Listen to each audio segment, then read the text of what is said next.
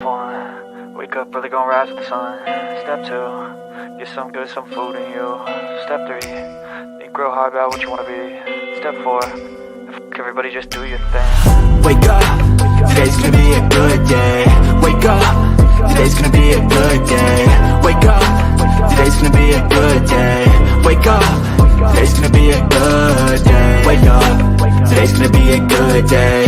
Wake up, today's gonna be a good day. Wake up, today's gonna be a good day. Wake up, today's gonna be a good day. Yo, set your affirmations, aspirations. I got shit to do, the aftermath of preparation. Good food, good mood, blood in circulation. One step at a time, yeah, that's how you make it. Set a goal you control and the steps you take them. I try to pick one thought, have some concentration. And if I make a mistake, it's called education. I try to do this every day, call it replication. Wake up, today's gonna be a good day. Wake up, today's gonna be a good day. Wake up, today's gonna be a good day. Wake up, today's gonna be a good day. Wake up, today's gonna be a good day. Wake up, today's gonna be a good day. Wake up, today's gonna be a good day. Wake up, today's gonna be a good day. So life ain't easy, yo, I think there's a reason though. Ups and downs, just like every different season, yo. Sometimes I'm high, other times I'm barely breathing, though. I always gotta fight and hide from the demons, yo. Negative thoughts are poison, they rot. Head full of flies, so here come the clouds. They'll never stop unless I can swap all the bad for the good in my head when I'm lost. Yeah, so I'ma fake it till I make it. Positive thoughts are overtaken, I got patience. One day at a time is how you operate a cadence. A flow, you grow, you show yourself a foundation. Stay away from all the shit that causes temptation. I know that I like to do it cause it's sensation. I live my life in my head like a narration. Don't expect greatness, do my best, man, I'll take it. Wake up, today's gonna be a good day. Wake up, today's gonna be a good day. Wake up, today's gonna be a good day. Wake up, today's gonna be a good day. Wake up, today's gonna be a good day. Wake up, today's gonna be a good day. Wake up, today's gonna be a good day. Wake up, today's gonna be a good day. Wake up, really gonna rise with the sun. Step two, get some good, some food in you. Step three, think real hard about what you wanna be. Step four, everybody just do your thing. Hi, Bullhorn Betty. Thank you for my shirt. Welcome to the Bullhorn Betty Kids Club. Her family has been struggling so much to find answers, and they have been met with lies after lies after lies from a lot of people that proclaim to be this young lady's friends. So this is Layla Santinello. She has been missing since June 27th, 2023, and she disappeared from Kingsport, Tennessee. Chronicles of Olivia and I went out to Kingsport, Tennessee on several different trips, searching for Layla Santinello or any information leading to her whereabouts. These are my thoughts on this case. well, I have to be honest with you. I was hoping by now we would have found Layla. So this has been very hard. You know, we want to bring her home. We want to make sure that her family knows what happened to her. I think is really the most important. Her family has been struggling so much to find answers, and they have been met with lies after lies after lies from a lot of people that proclaim to be this young lady's friends. Just like to speak to them just for a moment and just say, if you know something, say something, because her life does matter. For the family members of these people that know what happened to her, it could have been your daughter. It could have been your granddaughter. You need to ask them to stand up and speak up.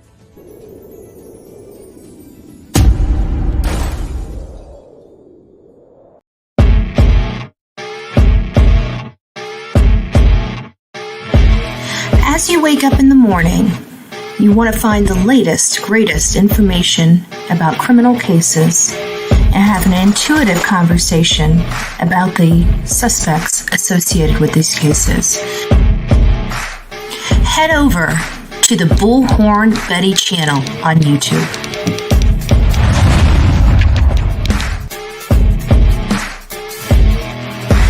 get breaking news right here on the Bullhorn Betty channel. Welcome to the Bullhorn Betty Coffee Club. Enjoy your stay and enjoy your day.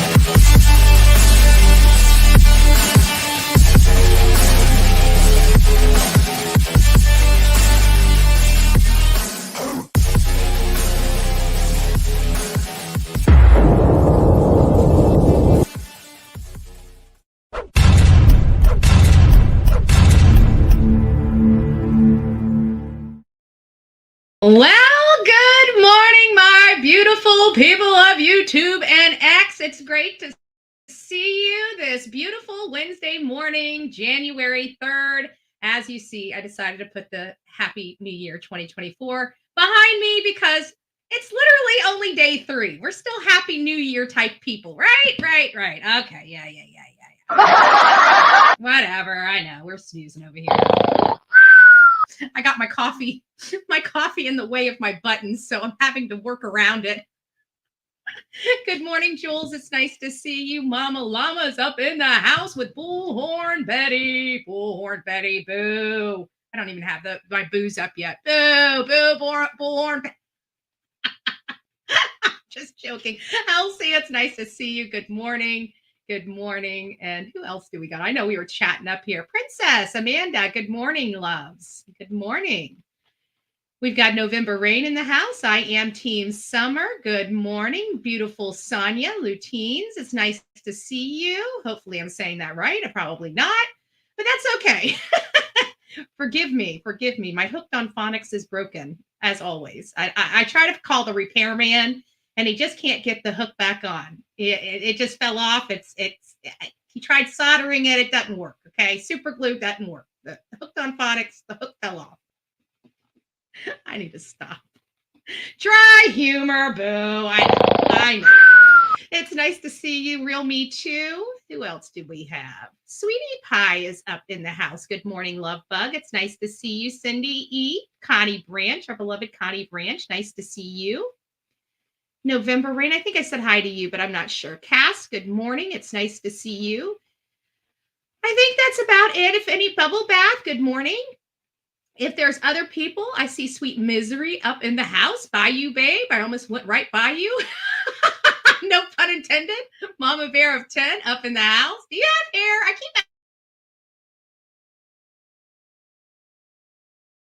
keep asking you that. Oh, sorry, I got a lot of stuff running behind the scenes. I probably should have went through my tabs and cleaned them up because that's probably what's causing the issues here. Let me just make sure my audio is right where it needs to be. Okay, perfect. Sometimes the audio stuff does stuff to it. MJ is in the house. Good morning, positive vibe. Dumpling, we are her snooze. we're her sleep pill. I don't know. Dumpling, I still don't know how I'm supposed to handle that. When you tell me, oh yeah, because she's up all night, on her channel, and then she comes over here to go to sleep. What are you trying to say, Dumpling? I'm just asking. I'm asking for a question. What are you trying to say over here for Bullhorn Betty, right? I hope you go to sleep peacefully. Bullshit level, DEFCON 5. Time to get up, folks. Time to get up. Monica, it's nice to see you. Fire and Ice, good morning. Miss Margaret, it's nice to see you as well. And anybody else that I happen to miss or gloss over, I do apologize about that.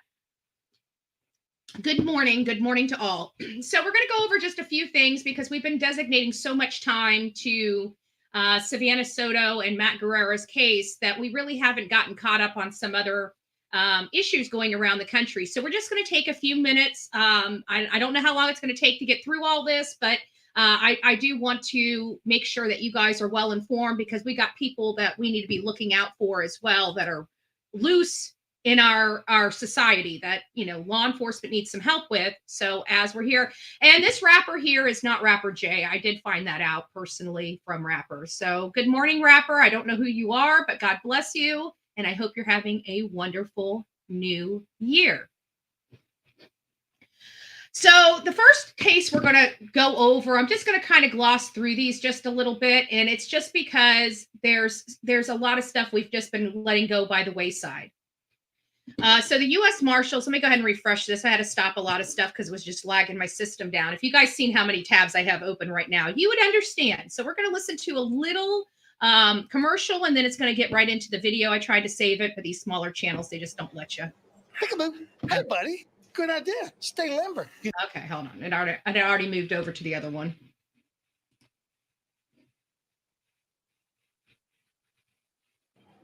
I guess not. Peekaboo. Hey, buddy. Good idea. Stay limber. You know what a real stretch is? Tigers covering the spread. And guess who's nailing it? This guy. Oaklawn Sports goes where you go. Bet with the best mobile sports app I from can't the even brand get- you trust. It's not even moving I can't even get it to move. So you guys are going to have to work with me here. I don't know what's going on with this, of course. And naturally it just popped up and said I have to wait. So let me exit this page. It is a, there we go. Just irritation. I'm gonna have to go to more reputable sources for this because it's getting irritating using these smaller channels for news reporting. My fault, right? My fault. Hey, buddy. Good idea. Stay limber. You know what a real stretch is? Tigers covering the spread. And guess who's nailing it? This guy. Yeah. Oaklawn Sports goes where you go. Bet with the best mobile If sports it doesn't app play, from the then I'm brand just you going. trust. I'll just go ahead. And U.S. read it. Marshals There are it is. asking for your help finding a dangerous man wanted in Sherwood, Little Rock, and Jacksonville. Police are looking for this man, Daryl LaWayne Esau. He is wanted for aggravated robbery, among other charges. U.S. Marshals say Esau is suspected of being involved in shootings in both Sherwood and Little Rock, along with warrants out of Jacksonville. He could look slightly different with this picture being a couple of years old, but if you see him, call police. Officials tell us he should be considered armed and dangerous. So that is the first guy. He is wanted in several different states. He's obviously a violent criminal. He's got warrants all over the place. Oh, thank you, sweet misery. God bless you. Thank you. If you received your gift membership from Sweet Misery, please tell her thank you. Thank you for the love and support, love. If you see this man, make sure you call 911. I just want to reassure, because I know we have a lot of new people in our chat. If you see a person on this and they are a person of interest in a case, they are being actively looked at or looked for, we ask that if you do happen to run into somebody, okay, just best practices. You're not to follow them. You're not to get in your car. You're not to bring attention to yourself. You're to get yourself into a safe location, and you are to make the call to law enforcement. I don't want you approaching any of these people that we see on my channel. If you see them in real life and you know that they have an active warrant and we're actively looking for them, get yourself to a safe place. Notify somebody if you're, let's say, in a store, get a manager, and call 911 immediately. But make sure that you protect yourself. These people are dangerous. And I know we're all true crime junkies and we all want to help as much as we can, but in order for us to help, we have to be here, right? We have to be on this side of the dirt. So make sure that you guys are using best practices and staying safe when you see these people out in the world, okay? Do not approach by any stretch of the imagination. Do not approach. This is another case that's very, very disturbing. And you guys know that in the mornings, I do research literally all day long. And so in the mornings, I do some preliminary searches to make sure that there's no other cases out there. And one of the people that I always look at is Jennifer Coffindaffer. Okay, I have a high respect for Jennifer Coffindaffer, and I like her commentary on Twitter, and it gives me something to work with.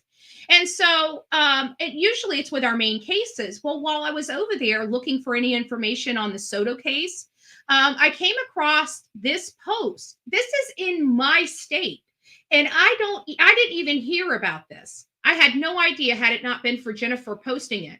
And this is very alarming. And I got some videos because I want you guys to pay attention. We need to be looking in these stores when we're actively in these stores shopping. If we see a child, let's start keeping an eye on the child and making sure that they're not being abducted or attempted kidnapping. People are getting brazen here in our country.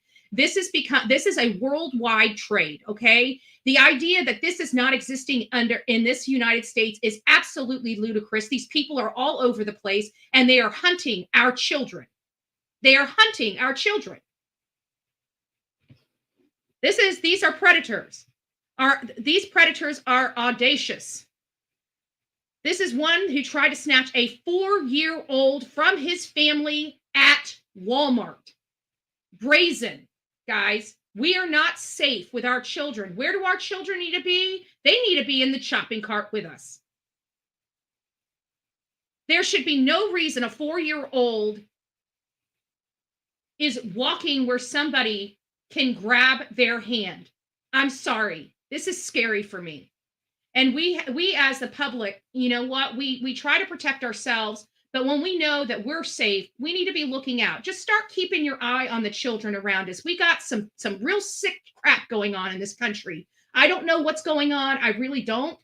But this man was brazen. Let me show you what he did. We're going to hear some news on here.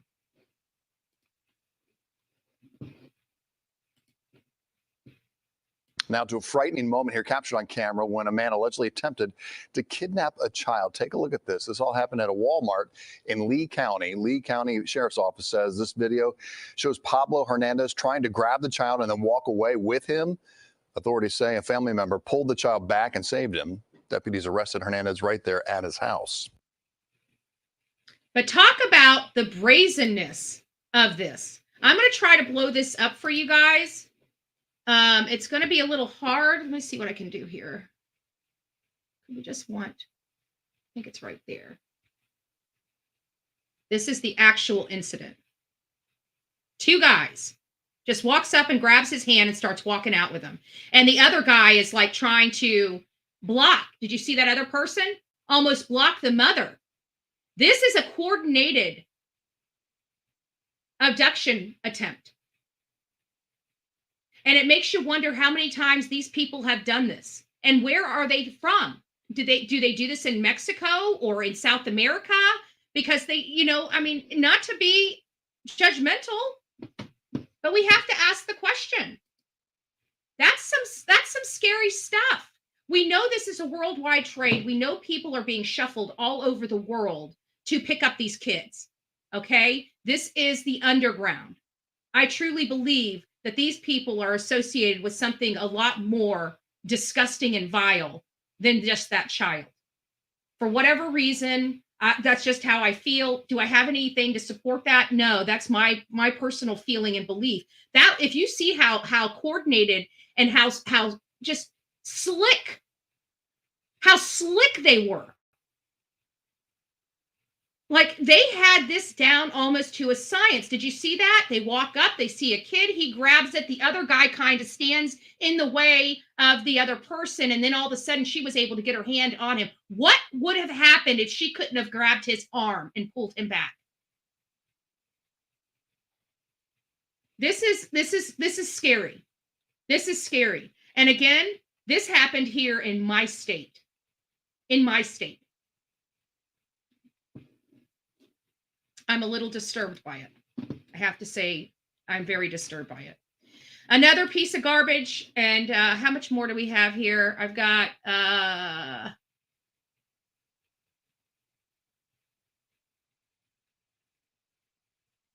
we've got about 4 or 5 more things just to talk about. This is a staff sergeant for our U.S. Army right here in the box, okay? And his wife was running an illegal child care service on the base, which is not allowed, okay? It's not allowed at all. And apparently, this man here got hot with one of the kids under his wife's care and beat that child to the point of no return. So, Darcy, well, thank you for becoming the newest member of the Bullhorn Betty Coffee Club. Thank you. I'm sure you're probably part of the bedheads. There's a story behind it if you don't know. You'll learn it. You'll learn it. You'll learn it. So this guy here beats this kid's not even his, from my understanding. Not even his. And so I just wanted to tell you guys, this is Staff Sergeant Kevin Long.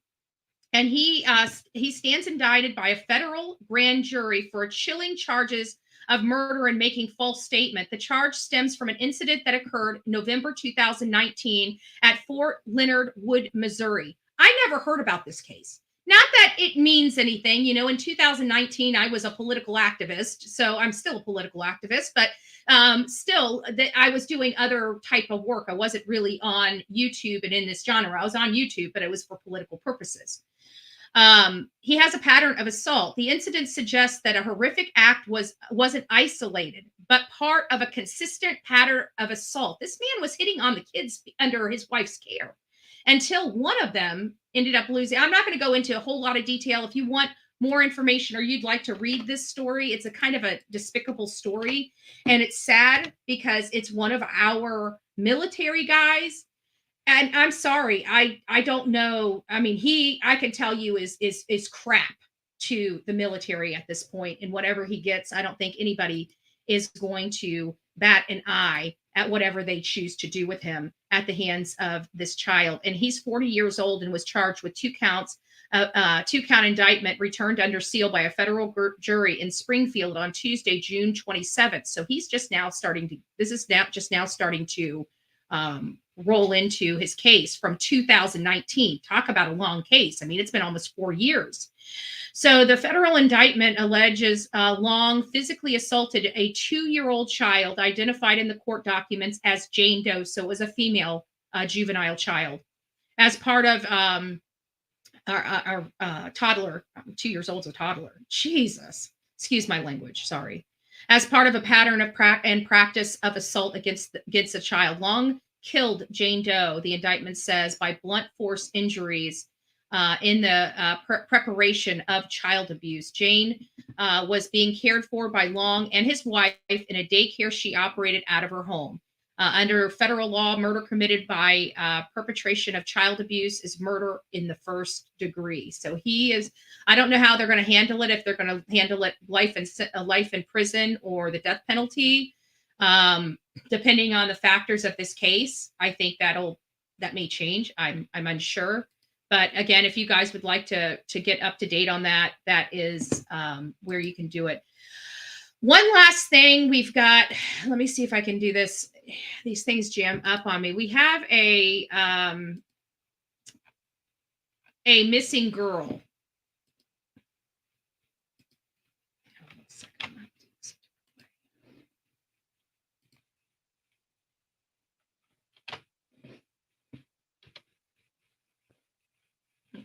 There we go. For all to see. So we'll have a commercial on this one as well, I think.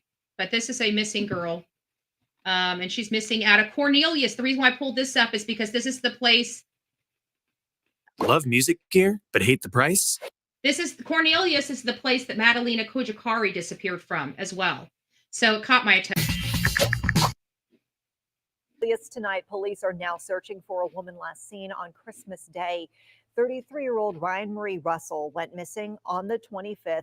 Police say she was reported missing to them on the 30th, and they are just now asking for the public's help in finding her.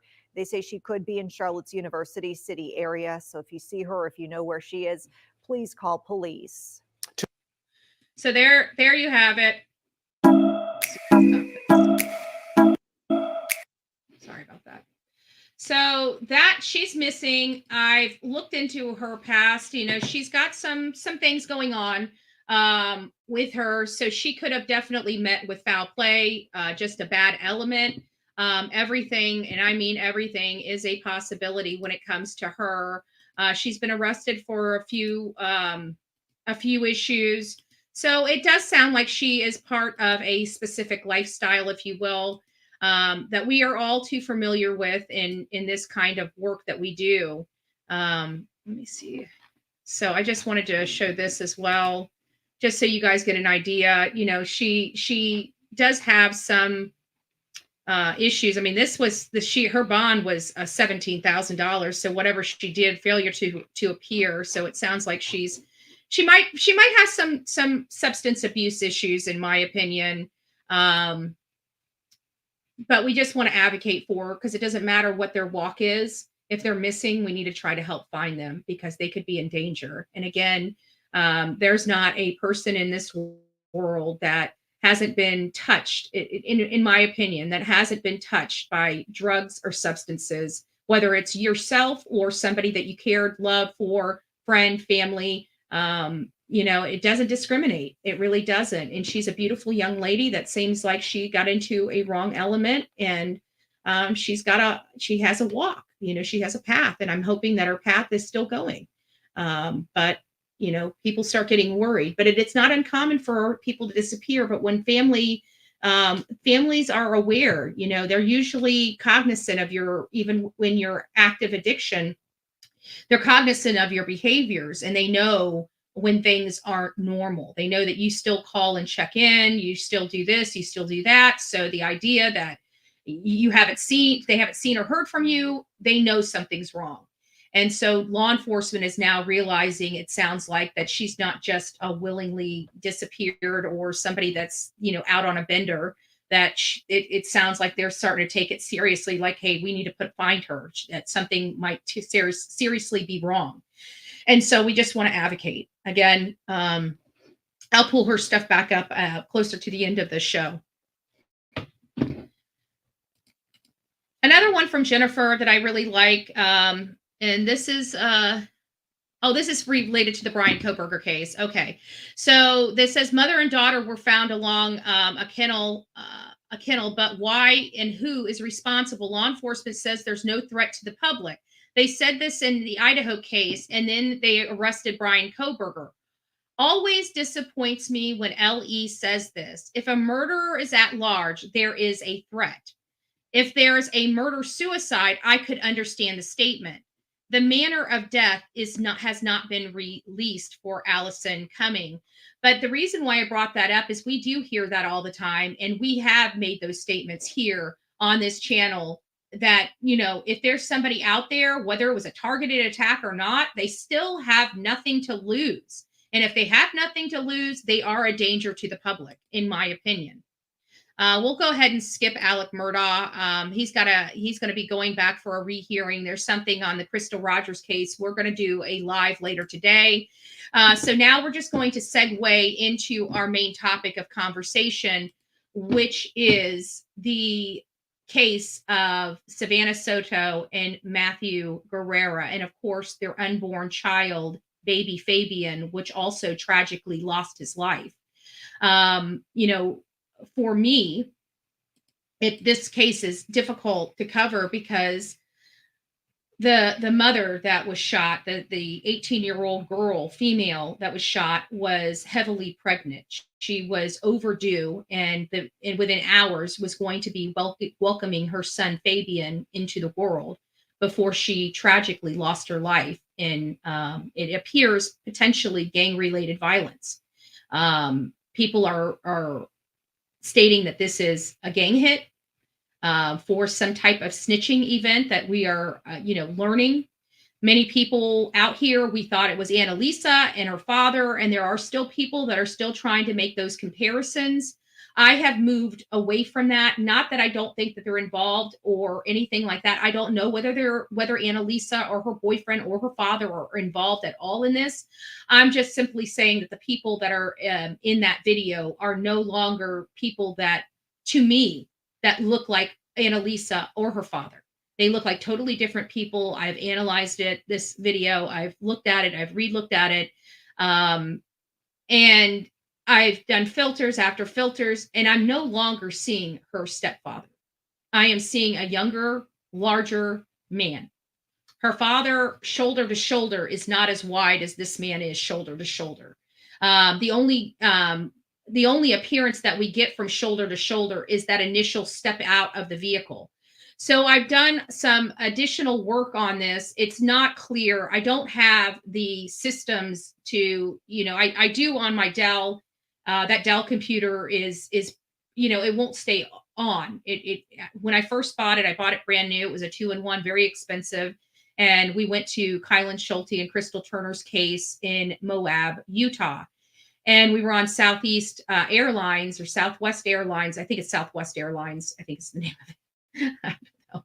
I'll never use them again either. I'm sorry. That was awful. And so they wanted us to check our bags, and I was hesitant, but I didn't feel like taking my backpack, carrying it all over. My backpack's like 80 pounds. It fits under but everything in it's heavy. It's batteries, it's computers, it's everything.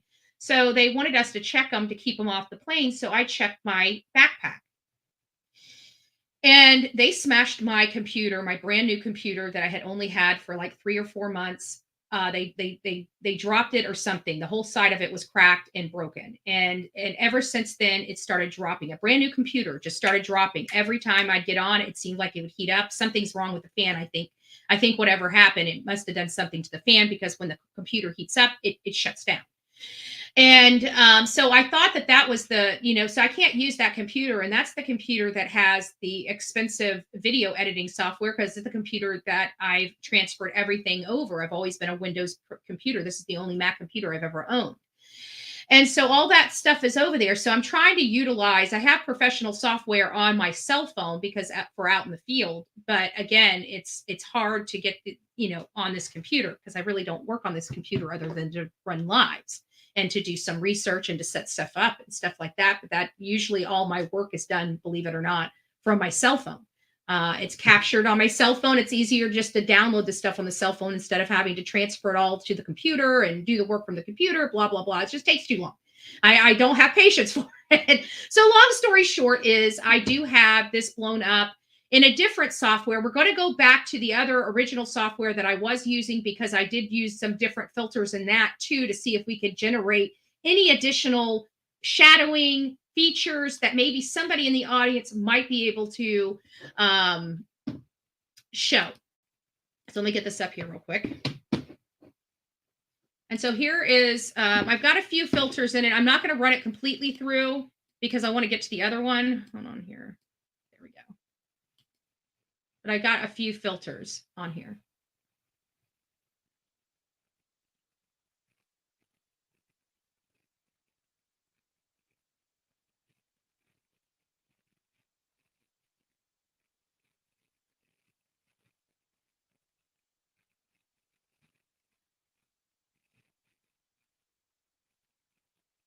This is a wide boy. Okay, that is a huge belly, much bigger than Annalisa's father, in my opinion, than what he has there. Let me just take a few moments. I see some people writing in the chat, so I'm just going to go through the chat and see if there's any questions that I might be able to answer. Let's see here. Insight. Oh, good morning, Insight. I didn't say good morning to you, JB's mama. It's nice to see you this morning. Rages me, military would do this to a child. I know, because they're trained. This is what I don't understand with military. Our military is trained to be very dangerous. Okay. I mean, dangerous, dangerous. That is what we train our military to do. But we also train them when and where to use it, right? We don't need hotheads out there in the fields wreaking havoc. So they're trained to know when to engage and when not. This is a man that should probably have never been in the military. Anybody that can do this is a man that's a hothead, a man that has no control over his anger. He gets angry and he lashes out without taking consideration or into consideration what he is doing or what the consequences of his actions are. It seems to me that this man rages. He goes from 0 to 60 and, get out of his way when he does. I don't know I do know military men that have exhibited those behaviors, but it's not, in my opinion, common. Now, the pompousness, the arrogance, yes, I see that a lot in military personnel. But as far as just being a deranged lunatic, not so much, not so much. This world is getting more. Yeah, it is. Oh, hey, hug dealer. Nice to see you. Obsessed with true crime. Missy Moo. Nice to see you. Good morning. I'm trying to see if I missed some stuff. Let's see what this is. It says, Fire and Ice, I just moved to Florida, and it's nice to know your eyes are wide open in our backyard. Thank you, and great. Yeah, I know. And this state's crazy too, Fire and Ice. It's a little cray-cray. I got to be honest with you. Polly, it's nice to see you. And Polly says the system is corrupt when these wrong-uns get done. I don't know if that was misspelled or some slight. So I apologize. I apologize if I'm screwing this up. The system is corrupt, and when those wrong-uns get done from the most disgusting crimes. It's so small. Let me just put it up here. Sorry. When these wrong-uns get done, the most disgusting crimes, they're all looked after and protected in jail. Oh, yes, I do know that, because they have the affiliation, and they all protect themselves, and they have a much easier life in jail, being associated with and it's all corrupt, because and you know what, this is what I've always said. I don't think, if it's hard in certain areas, because a lot of people are in gangs, and most people that are in gangs commit crimes, as opposed to upstanding citizens, yada yada yada yada yada, right?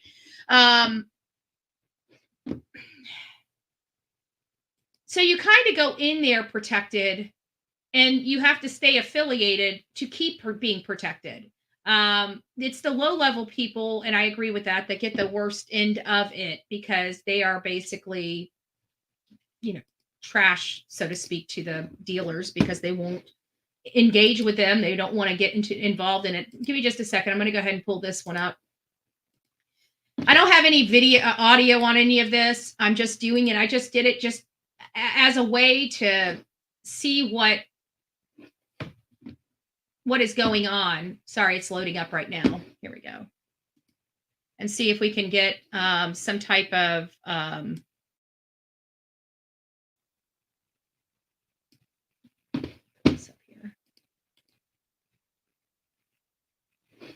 Sorry, it's going to take a second. It's not loading right for whatever reason. I don't know why it's not loading right. So when I see, it should be blowing up for you guys, and it's not. It's not blowing up for you guys. Okay, give me just a second. I'll have to do it a different way. Stop screen share. I don't know why it does this, but it just drives me nuts. I wish they fixed this stuff. This is just irritating to all hell. Okay, here we go. Now this should work. Okay, there we go. There we go. Let me back this up, because I got this in different filters.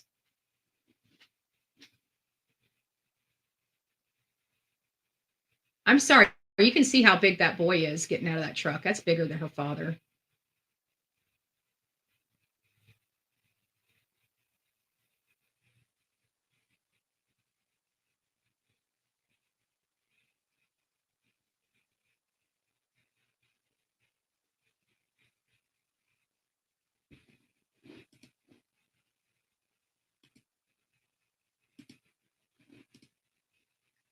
So again, it's just to give you guys a different perspective. Why isn't this thing backing up on me? There we go.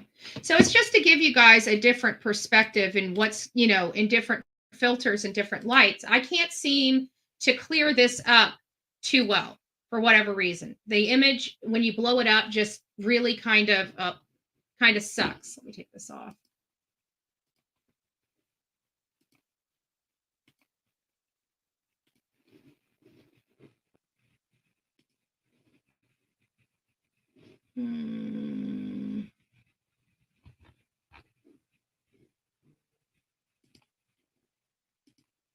Okay. I think that's the wrong one. So we're done with the cap cut, and then now is going to be just some information. Now, I don't know how accurate this information is. I really, truly just don't know, because this is new to me. Not this particular one, this here. When I was doing some research on the case, they're saying there's new doorbell footage that shows Savanah Soto before she was shot. And I don't know how long ago that was shot. It seems like it's still from the same Mona Harris that has been releasing all the videos that we were able to see with Annalisa and her boyfriend, right? So I wanted to read this, and then, because the video here is just the video of what we just saw, the video that San Antonio Police Department has released for the public to preview to see if they can make heads or tails of who the assailant is. But this is basically saying, and we do have it on this particular, let me refresh this one. We do have it on the Mirror. I tried to review it. It appears that the TikTok has been removed and the account is deactivated, or not deactivated, but just doesn't have any videos. It was moved to private, account. So we can see it on this Mirror news clip, but we can't go into the actual source and blow it up, if that makes sense. So I'm going to put this back up here because I think it's ready now. And we should be able to get down here and look at that. Let me move that. And here it is. It's this one right here. Let me see if I can get the volume. Volume is like really bad.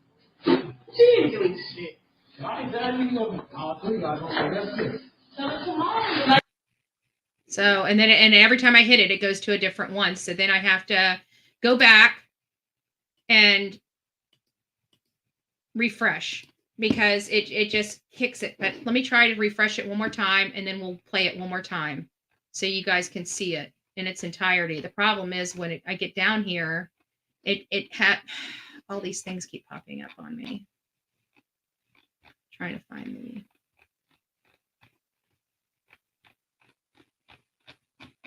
And it's not back. Where the heck is it? I don't know where there it is. So let me get here and try to. There you go.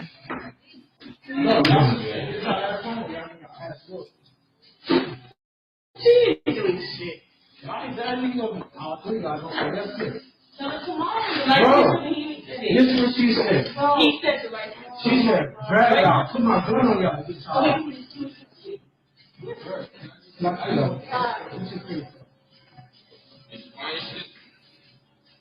No, but we're not.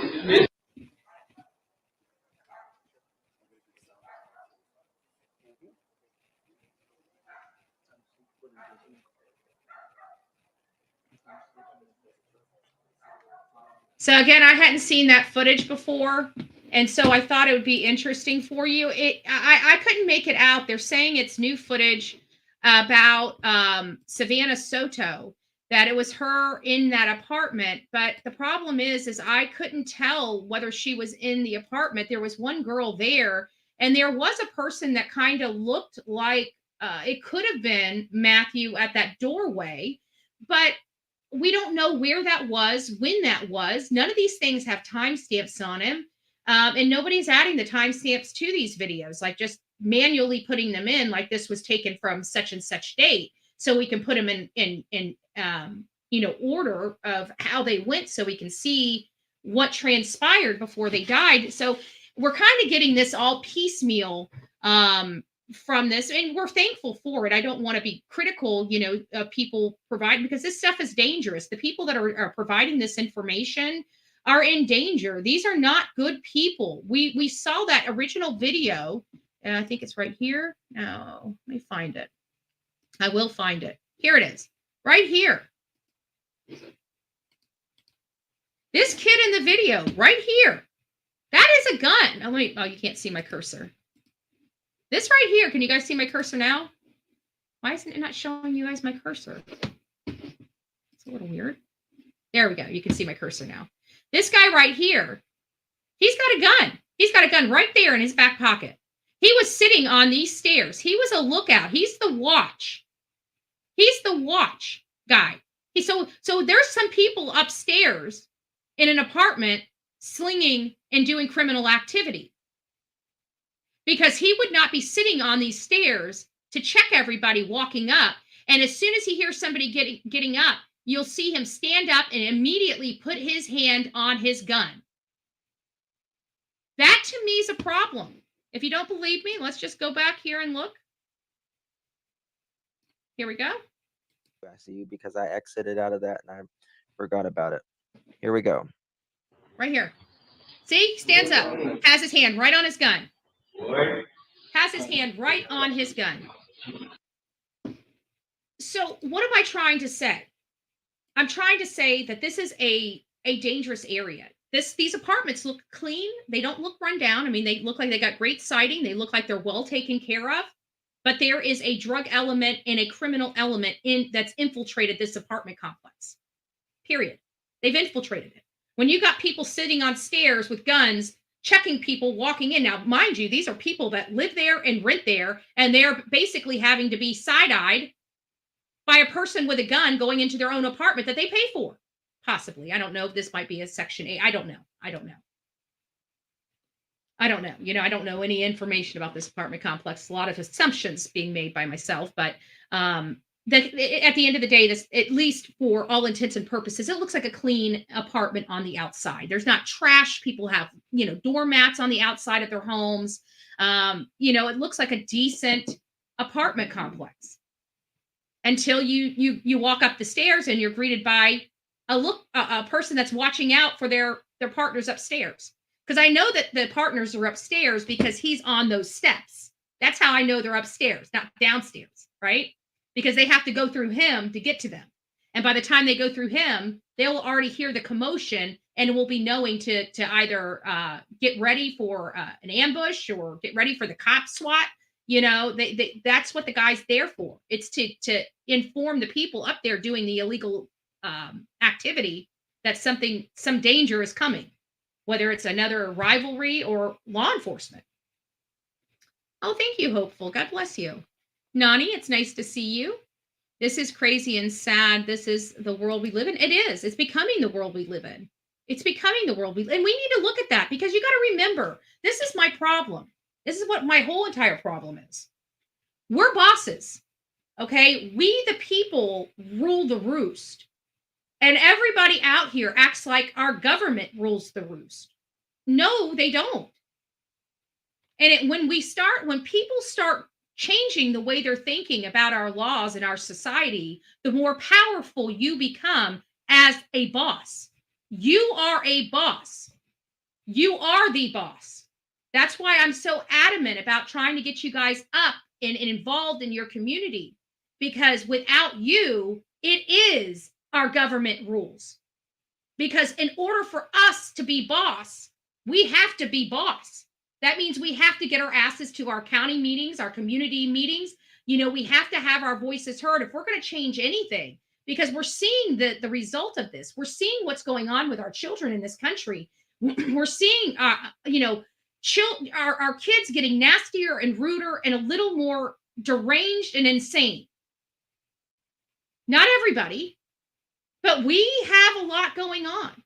We have a lot going on. For example, there's a young kid in Florida that was sent to me, stabs his mother and his two sisters, kills his mother because she was going to go on a cruise and decided to cancel her cruise to get her son into the mental health place that he needed. And so her and his sisters started calling mental health facilities to have him admitted. And before they could even get off the phone, he was stabbing his mother and then went toward his sisters. You know, we have to understand there's got to be something doing this. I don't know what it is. I really don't. But we have to be reasonable enough to know that this is not what our country looked like 10 or 15 years ago. What has happened in the last 2 decades that has brought our country to this point? And not just our country, the world. The world is mad right now. The world has gone crazy. When you got people trying to swipe kids from the Walmart, we're in a big fat mess. We've got some major problems here. Sound of Freedom opened our eyes to what is going on with our children here in this country. But that's a different topic all in of itself. We can go on and actually maybe might be a topic of a discussion that we should explore to find out what we as a group can do in our communities to help, you know, and maybe that can inspire some people. to help. I don't know. You know, I really don't. I just know that there's just something going on. There's a lot of just, it's like an explosion of mental illness. Where did all this mental illness come from? It's like literally an explosion with our young kids. So in order for me to, if I have to evaluate this reasonably, and I'm looking at it and saying that there's an explosion of mental health issues in our young kids, what is causing it? Well, we have mandatory vaccines and we have mandatory education. Could either one of those things be responsible? I don't know. I don't know. Could it be something else? I don't know. I just know how I feel. And when I look at this world, it seems a lot different than it did just a few short years ago. That's all I'm saying. That's my personal observation. That's my personal observation. And then you got all these gangs. I when I meet with my county commissioners here, I found out that we've got the cartel here in my county, in my community. That scares the crap out of me. I want them gone. I want this crap gone. I don't want it here. I don't like knowing that, you know, a mile down my road, somebody's going to get shot tonight, possibly killed. That bothers me. It should bother everybody. It should bother everybody. Where else do we have? Like, share. Oh, yes. And don't forget, we have a new channel. It's Bullhorn Betty, Bettie, not YTC. Please go over there and sub it up. We're going to be doing true crime. We might be doing something else. I may actually go over there for lunch today. If you guys haven't signed up, sign up over there. So we're probably going to be clowning today. I may just decide to clown. I got to get it out of my system some way, right? Right? Okay. That's okay, but I'm not cussing today, right? I'm not cussing. I haven't said the F word. I'm doing great, right? I'm doing great.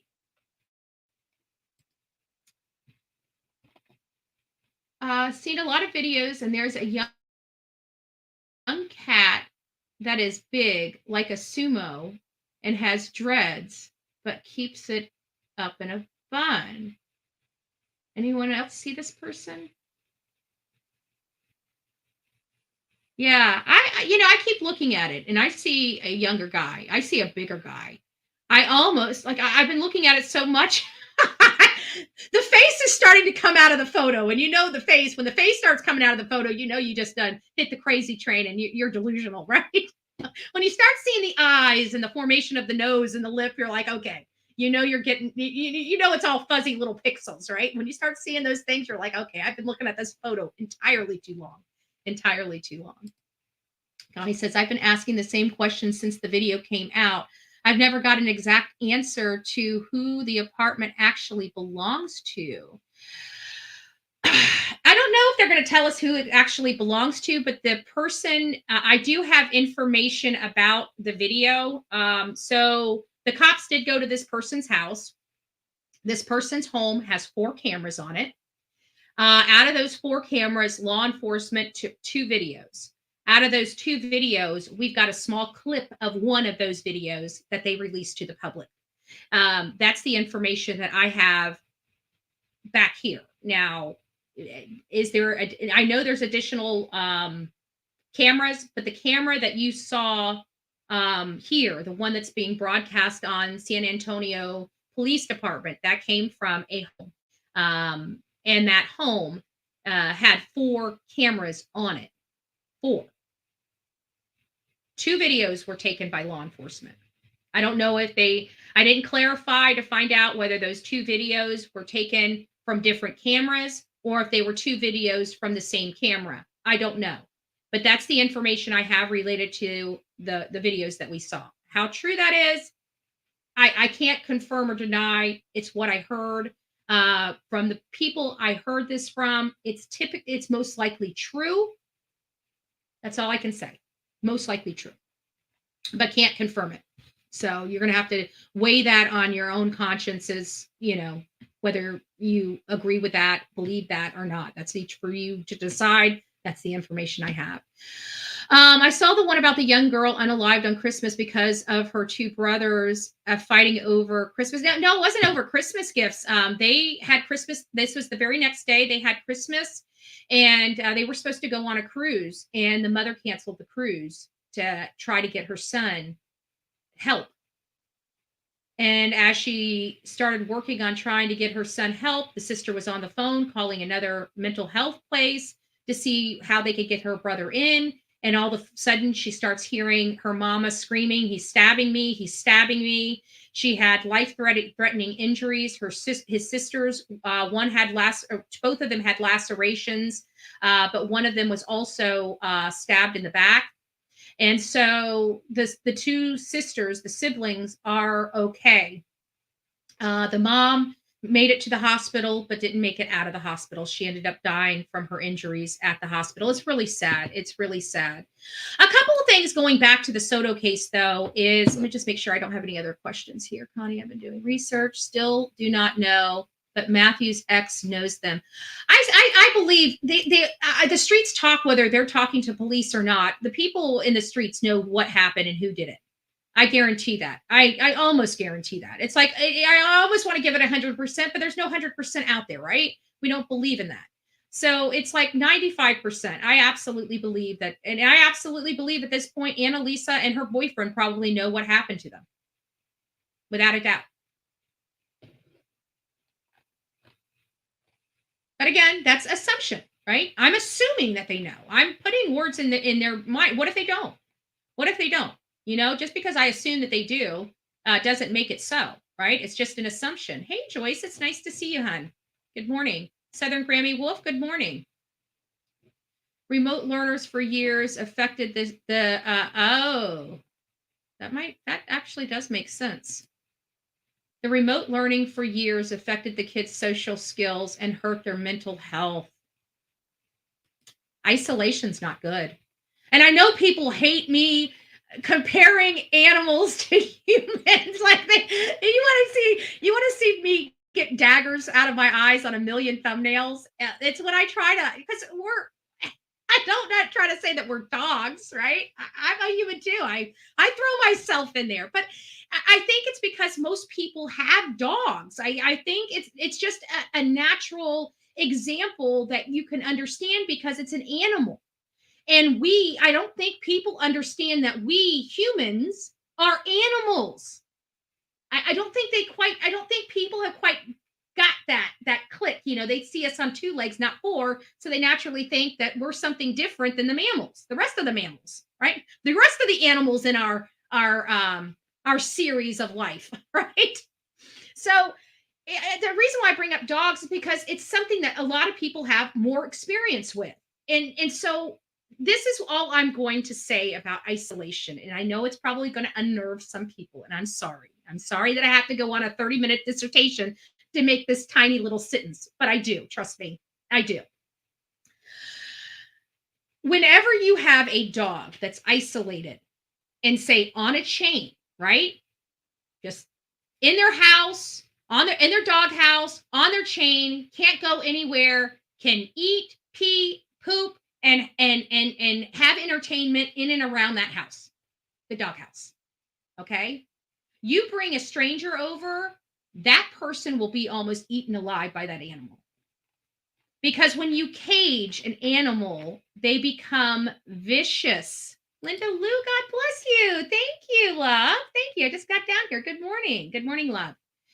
So I'm not trying to compare a human with a dog. I'm just trying to compare behaviors of isolation because that's the only way. What makes a vicious dog?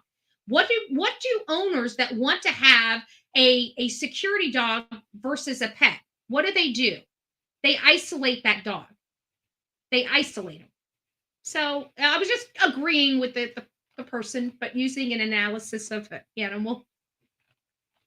Be kind, hate channels, be kind. That's all. That's my messaging, okay? I'm just trying to make an example over here, okay?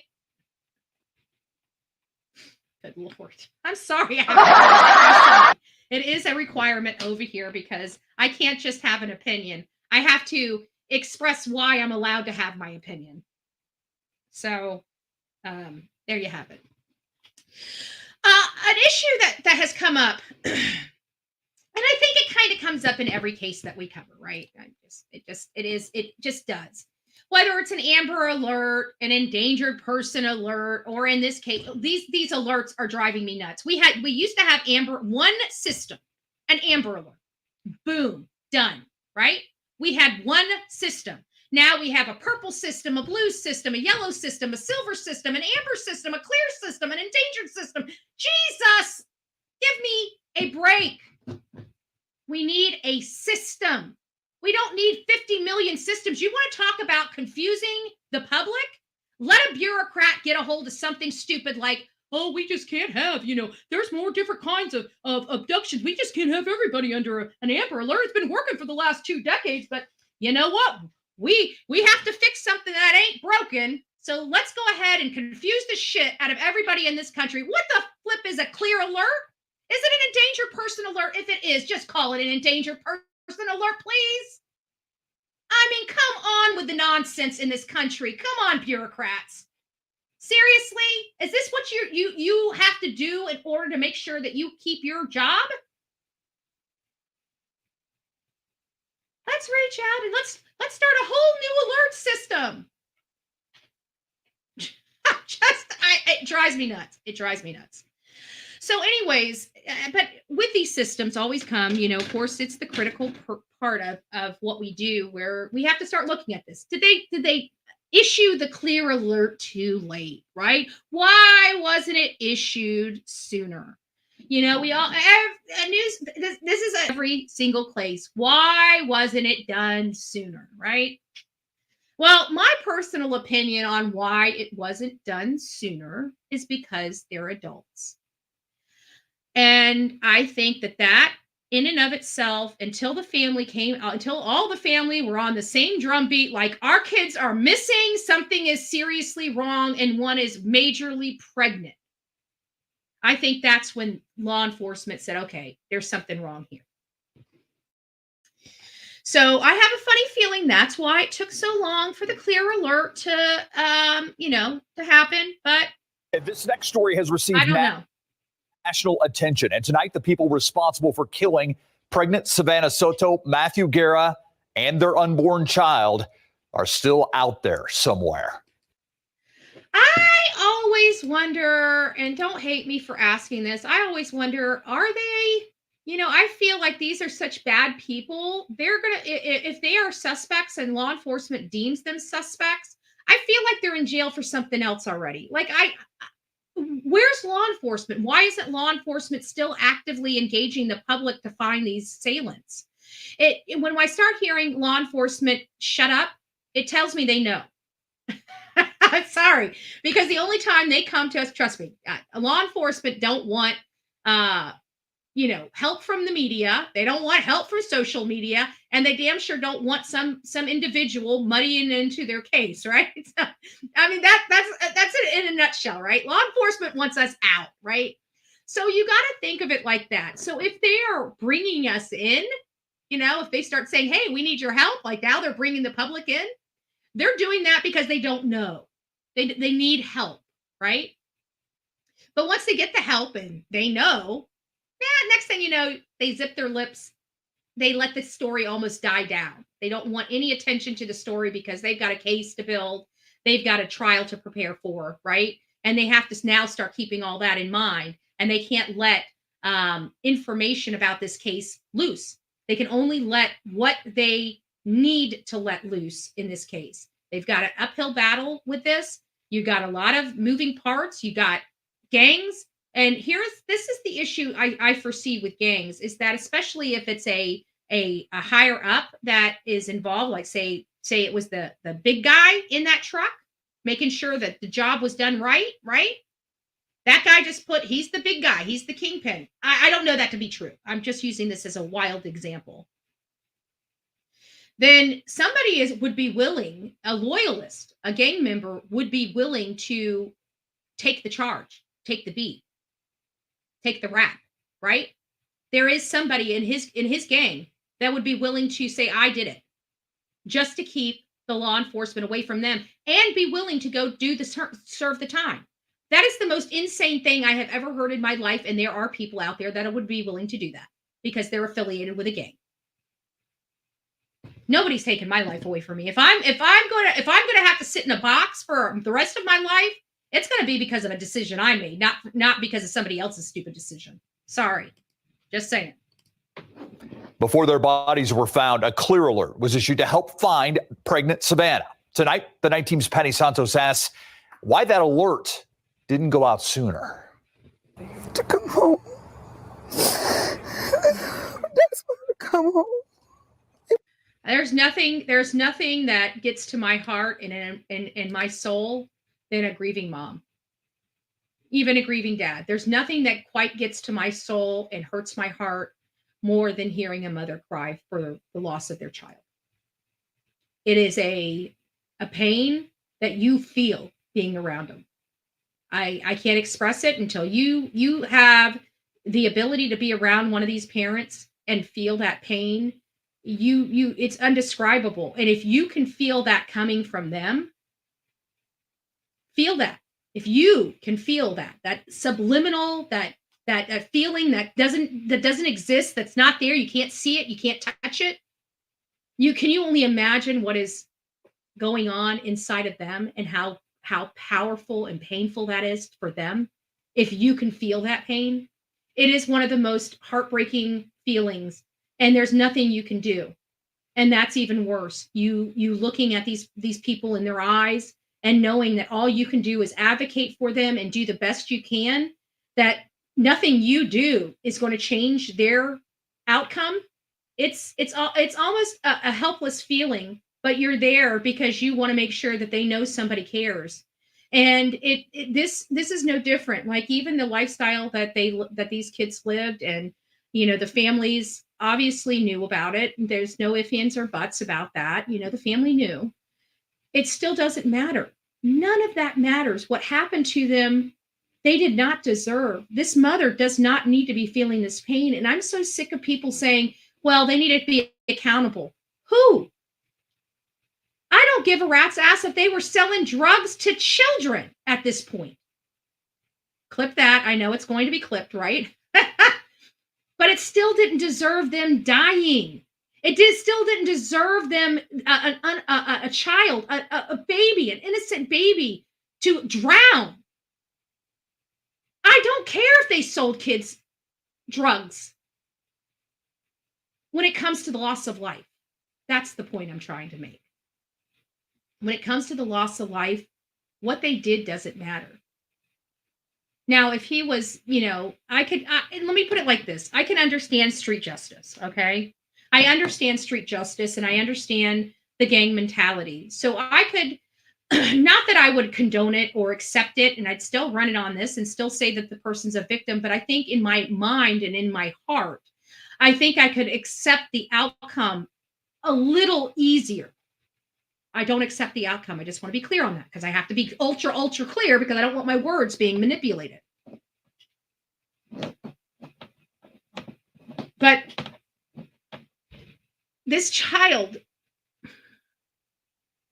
these people, regardless, they still have feelings. This is still a child this lady gave birth to. These people love their kids. Just because they're in a gang doesn't mean their family doesn't matter to them anymore. These kids did a lot of stupid stuff. They're 20, Matthew was 20 something. She was 18. There was a path forward for their life. There was a path forward without the gang life for their life. Would they have made it? I don't know. I don't. And we will never find out. But to blame these kids because they were selling drugs or had guns or, were 10 foot tall and bulletproof, those are not excuses. Even if they had beef with Matthew, why the baby? Why Savanah?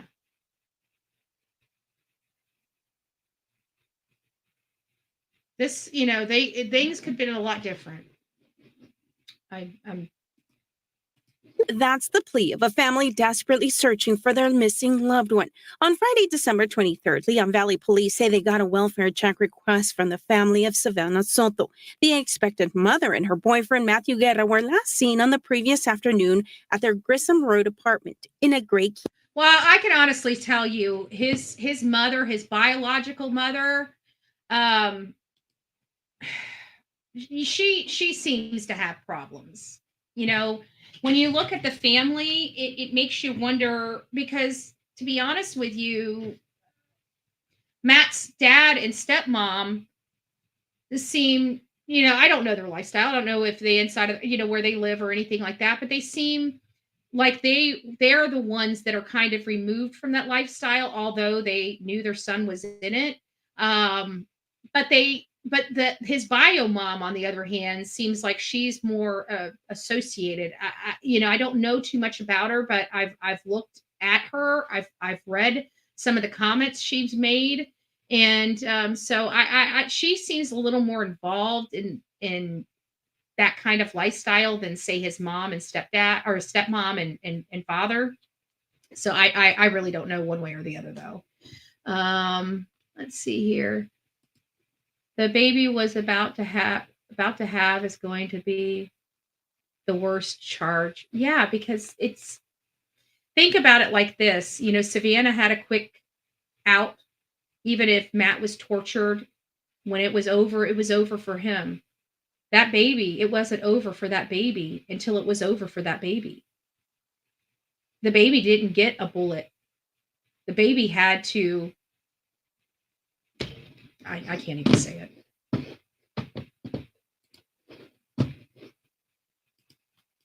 Yeah. On Sunday, December 24th, Leon Valley Police told KSAT there was not a missing persons report and that there was no cause for concern.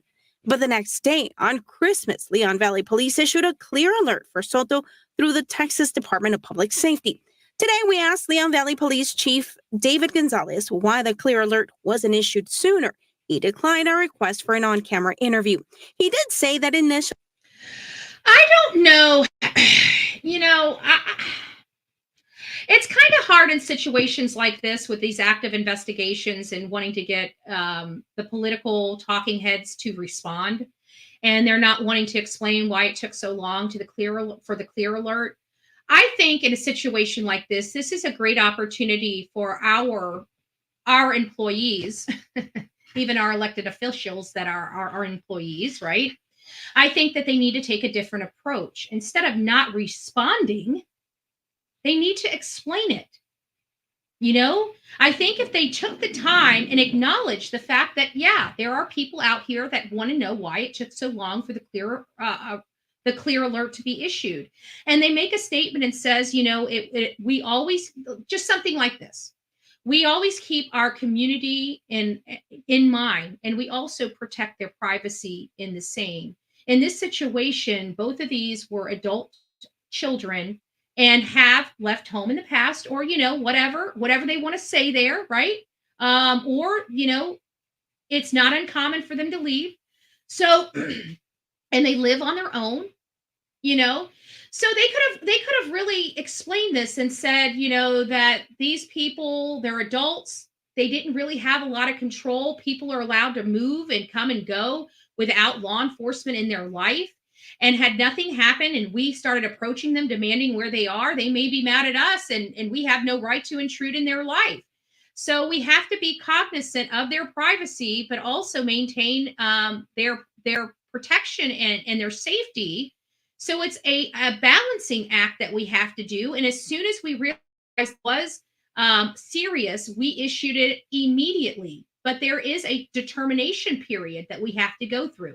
Something like that, where they're explaining, they're not running away from the question, and they're explaining to the people so people have a good understanding as to why these things happen.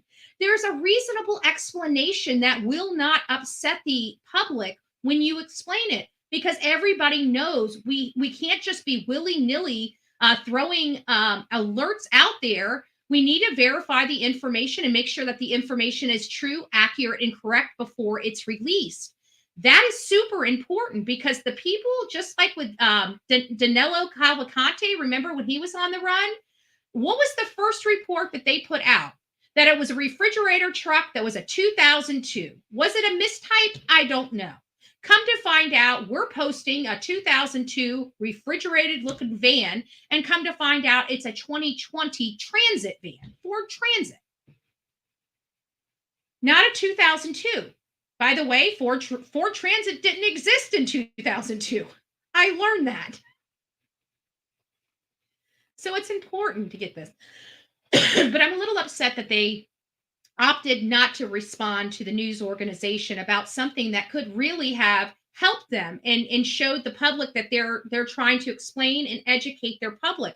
What they're doing, ignorance is bliss at times. I get it, but these types of things, I think the public need to be educated on. Why? What's the timing for a clear alert? What's the process that goes in a clear alert? These are all the things that officer or that person contact, the police, what is it, the political information officer or the whatever, I can't remember. My brain's going blank. It's what happens when you go live. But it's the officer that speaks, the communications officer that speaks to you. They had an opportunity right there to explain the situation to the public, and they've got a big old fat F from this channel. They ran away from the question. I don't like that. There are employees. You need to answer those questions.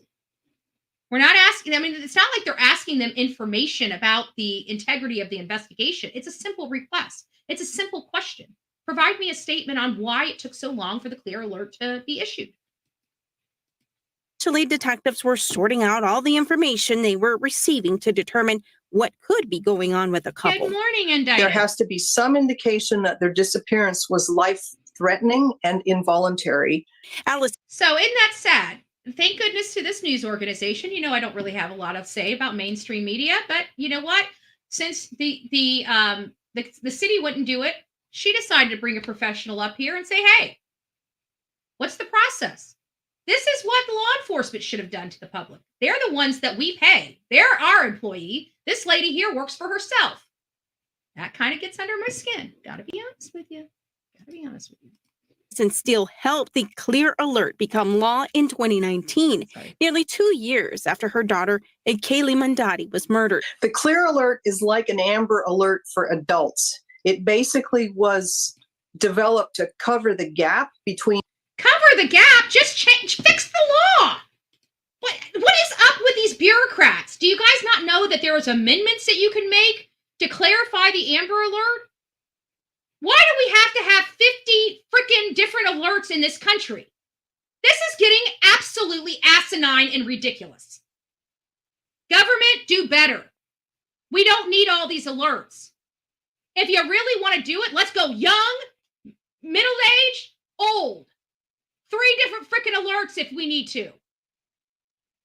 If that's really how you want to do it, fine. Instead of doing word salad and saying, oh, well, these are for our adults, why don't you just say young, middle-aged, and old? Problem solved. Problem solved. I gotta grab something. The Amber Alert for children and the Silver Alert for older people. She says criteria for the clear alerts help ensure it's not overused and the public doesn't become desensitized. There has to be... Not overused. Dude, we're already desensitized. You guys got 50 freaking million alerts in this country. We're so confused. What the heck? The only thing I remember now, I'll be honest with you. I'm not. You know what I remember? I know what Amber Alert means, and I know what Silver Alert means. You give me any other color, ask me what it means. I have no freaking clue. What is Clear Alert? I have no freaking clue. Does anybody else, if this lady wasn't here explaining this to you, do you think anybody would be like, clear? The hell is a clear alert? What?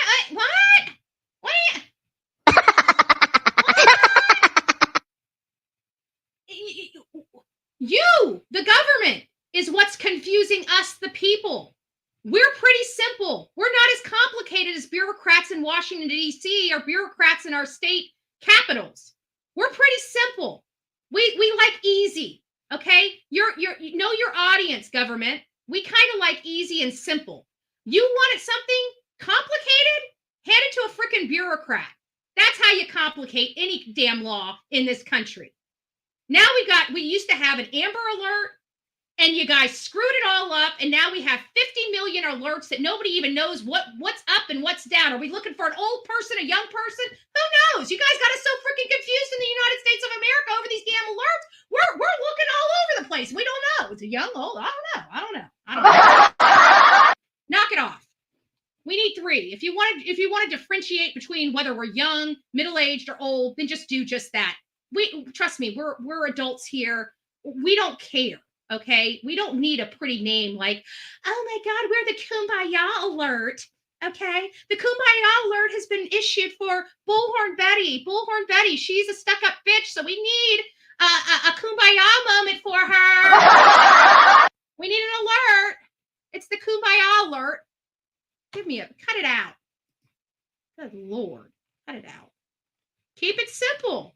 Yes, where's the KISS method? Did they forget that? Did they forget that in their schooling?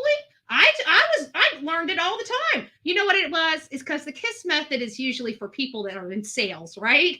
The people that go out there and create their own wealth. The people that are in sitting in the offices of our bureaucratic offices, of course, are earning their wealth by the money that we're able to make off the profit that we get from these things. Okay, enough of that. I know.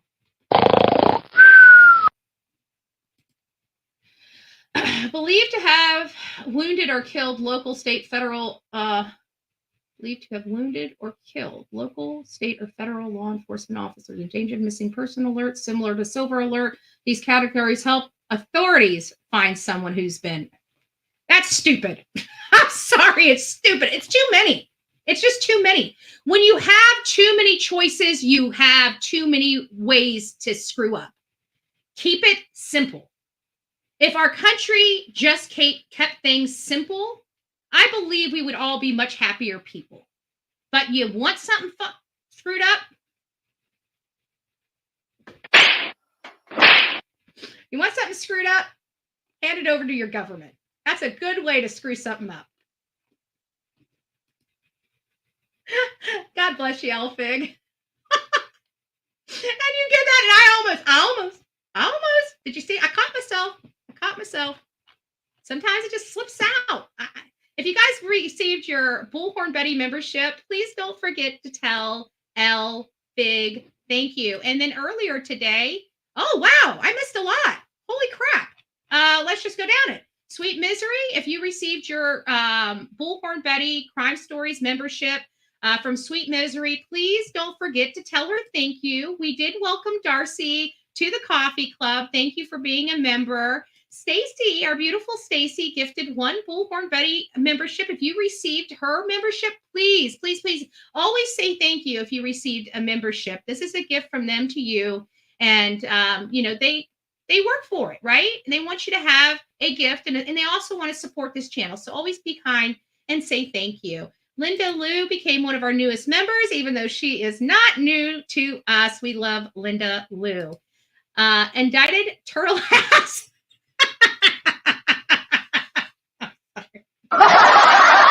Followed by. Uh-oh, Dolly, somebody's got your name. Is Dolly around? I'm just joking. I can poke some fun. It's nice to see you. Thank you so much. And then our beautiful Elfig.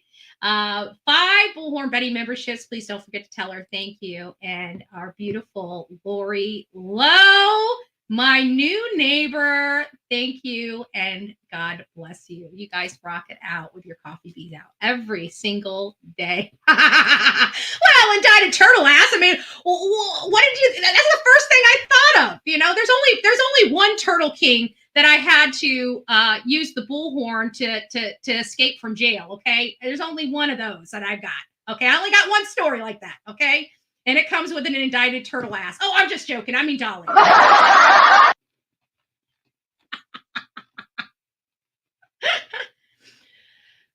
Oh, good Lord. Yeah, oh, that's right. We already went over that. Thank you. Thank you for clarifying that for us, Infamous. But I just think it's too much, to be honest with you. I really do. I just think it's too many when you start, because you think about it, you know this, but how many normal people, I mean, we're in true crime in all fairness. I don't even know it, nor do I, if I see an alert, I look. Okay. For me, it doesn't matter if it's a silver alert, a purple alert, a blue alert, a clear alert, an amber alert, whatever other kind of alert. For me, it doesn't matter. When I get an alert on my phone, I just look. And I have to think for many, it's the same way. I consider like a lot of people being normal people, more normal Joes, right? And when I sit there and think about the normal Joes, I think of people like me.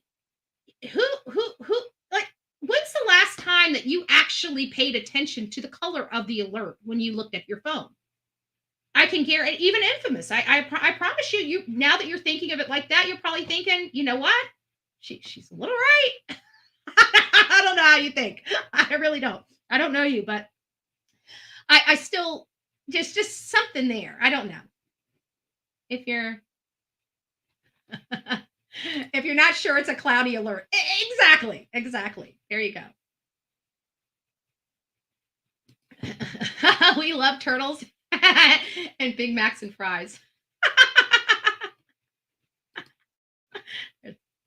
Okay, what does it say? There's a total of 8 alerts, and the other 2 are active shooter alerts and power outage alerts. Do we really have a power outage? Like, we know we have power outage alerts from like Florida Power and Light, but do we actually have a state alert for power outage? Probably. We probably do. It's probably some type of protocol. I don't know.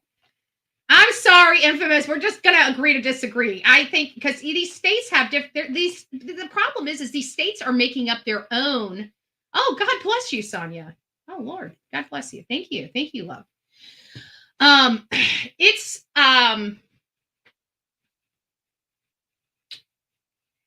just too complicated. It just is too complicated. They need to slim it down, because you got states now that are coming up with their own alert system. And you got the federals that have their own alert system. And pretty soon, if we keep going this way, we're going to have city and county type of alerts. I don't want to have 100 different alerts. I just truly feel, keep it simple. Keep it simple. I don't care how they do it. We really need three different alerts for people: young, middle-aged, and old. Figure it out. Even nobody cares if they ran away from home, they got lost, or they have dementia. They're missing, and people need to keep their eyes out. That's the name of the game. I don't see why we need to have 8 different alerts. I don't see it. Now you want to have different type of alerts, like you said, for the power outage and the endangered, those type of things, something that doesn't rise. But when we're looking for a missing person, I don't think it matters, what color the missing person is, unless it's extreme danger. I mean, DEFCON 1, DEFCON 2, DEFCON 3, DEFCON 4, DEFCON 5. If you want to go with different alerts for the level of it, I'm good with that. But missing people are missing people. It doesn't matter how they're missing. If you need them found, then they're missing people. I'm going to get off my soapbox. Be less than 72 hours passed since they disappeared. So we're talking about fresh cases here. In addition, a person must be between 18 and 64 years of age, and there has to be enough information to give to the public, like a suspect or vehicle information, to help locate them. Steele says investigations have a lot of moving parts. Outside of the law enforcement domain, sort of are left asking questions as to why it didn't go out sooner, or why it didn't go out at all sometimes. But the thing to remember is we just don't know. These are active police investigations. So those of us, outside of those agencies don't really know what the evidence is on the table. Patty Santos, KSAT 12 News. Keep up to So I'm glad they did kind of clarify it. And I think it kind of goes right in line with what I was saying. You just, we don't know what. I went on a soapbox and a tangent about the freaking amount of alerts we've got in this country nowadays. It's just overcomplicated. I just feel that it's overcomplicated. It makes sense to some asshole in Washington, D.C., but it doesn't make sense to the millions of people across this country. Okay? I'm sorry. Oh, did I say a bad word? The good news is I don't think the a-hole word is on the list of. It's not. Sonia gave me a free word. Oh, sorry, wrong one.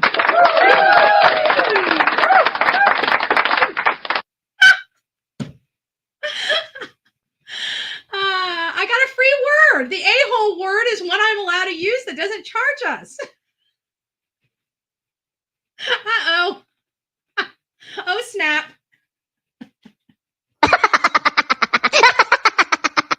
No, I'm just joking. I'm not sure 100%. It looks, I'll look into it, but I would imagine it's just probably the way the message. Yeah, I know. It's one of those. It's almost like I think for me, it's almost like I'm so like I have a simple mind, but I think outside of the box, and I always try to look at the way it's most simplistic way possible to do something. The least amount of resistance to get the cause pushed through. And it just seems like it's just overcomplicated. It just seems like it just got for whatever it just because think about it. And the way our country is designed, it's designed to never be perfect, right? Which I don't believe in perfection anyways. But if we got every law and everything in place, there would be no need to have all these bureaucrats and all these politicians and stuff in DC because we've got it the way it is. So it's like, I feel like this is one of those things where they created work to stay busy. Sorry. That's just the way it feels to me. I feel like they created this job. Like they're like, oh, well, you know what? We really just need to divide this whole system up. Maybe we need to start working on laws, to divide this. We've got to find things to do, We can't say the country's perfect and we don't need any more new laws because we got enough laws on the books as is. We need to keep pushing and pushing and pushing, changing. Think about our country. Our country is designed never to stay the same. Even if we get it right and we're all homogenous and we all love the country that we live in, it is designed not to let us be there for long. It's the truth. You don't believe me? Explain to me why once we have all the laws and stuff in place, why do we need our government? Why do we need our government if we've got everything in place that needs to be in place? We don't need any new laws. We don't need any new regulations. Our country's not designed that way. It's designed to constantly be doing new laws, new bills, new regulations, new. Meanwhile, nobody bothers taking all the old crap off our books. Talk for another time. I'm just trying to help with the. I don't know. I appreciate it. Oh, I'm not. Oh no, trust me. I appreciate it. You're getting this. You don't ever think whenever you bring something up here and I start getting all passionate and stuff like that, it's directed at you. It's not. It's directed literally at the cause. So it's not your fault, like you said. You're just giving us the information, and trust me, it's not. I appreciate the information. It's not you. Trust me. It's just my disdain for the 18 million words. I promise you that. I promise you that. Let me get over to this one. And then lastly, before we open up the phone lines today, I just want to inform anybody, in case you're out there, there's a lot of people that are emotionally attached to this case. And because you're emotionally attached to the case, you may want to consider going to his service or paying your respects to his family if you're in the area. So Matthew Guerrero's stepmom, Raquel, told KSAT that his public viewing is scheduled between 5:30 and 8 p.m. on January 8th at Mission Park Funeral Home. And again, let me see if I can get this up here. Side apart. Gone, but never to be forgotten.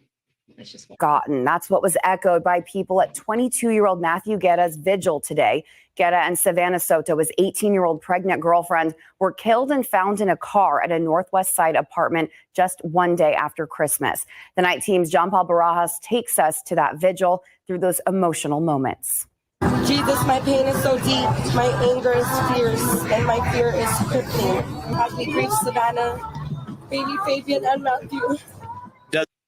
Family and strangers gathered at Woodlawn Lake to pray, mourn, and show support at a vigil for 22-year-old Matthew Guerra.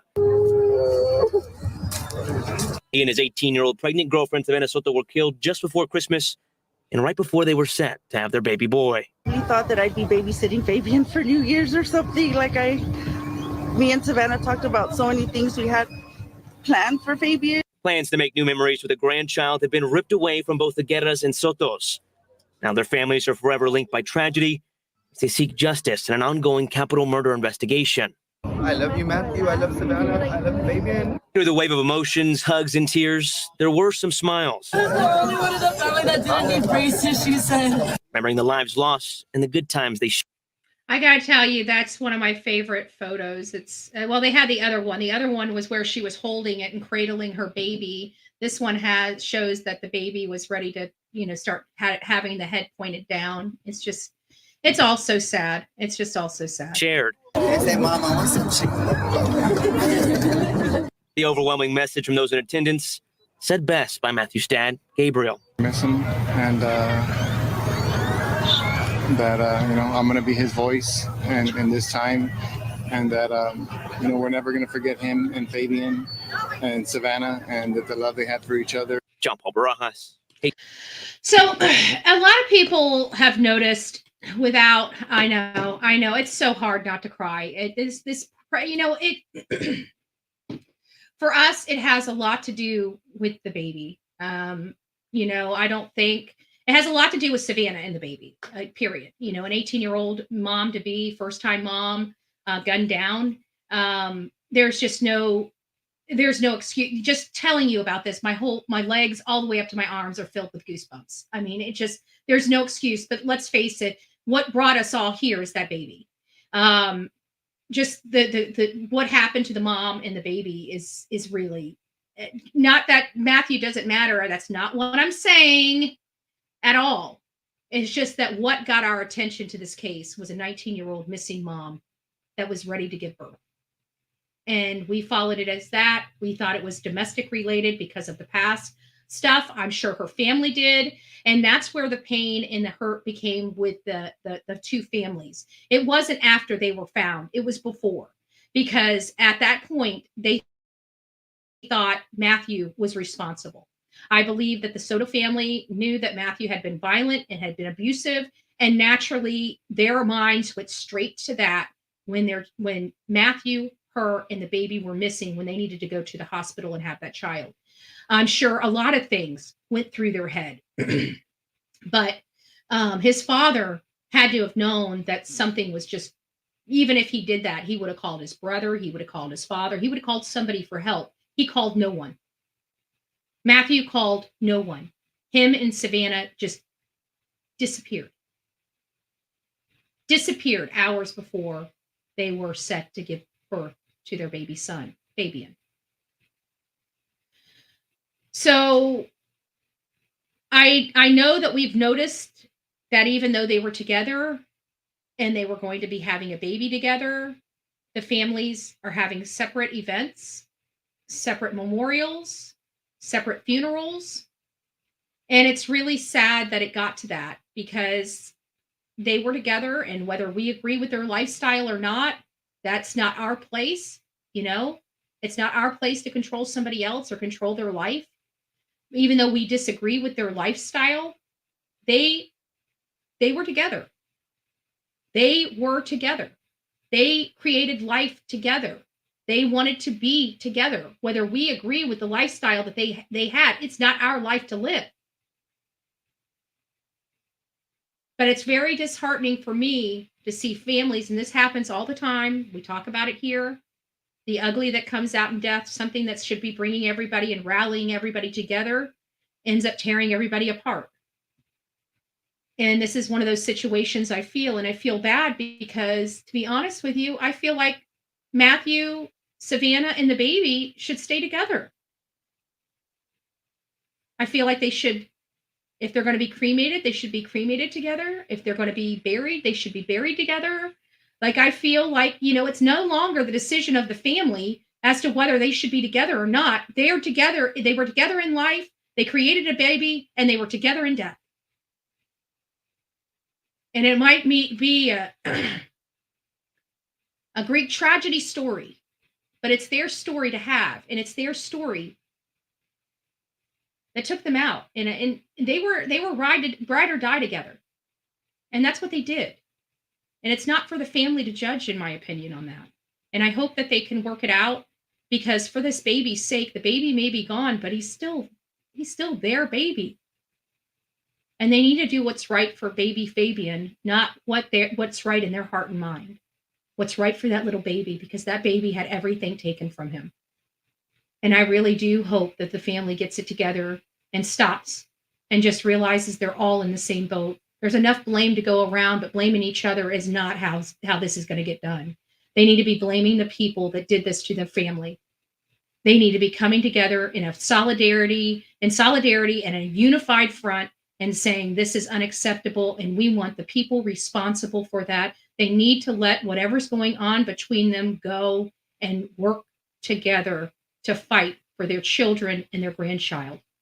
And I hope they do that. I really do. That's my messaging to the family. Not that they ask for it, not that they're watching it, not that they're ever going to get Bullhorn Betty's message, but in my humble opinion, whether I agree with the lifestyle or not, it is not my choice. It was not my life, but they made that choice together.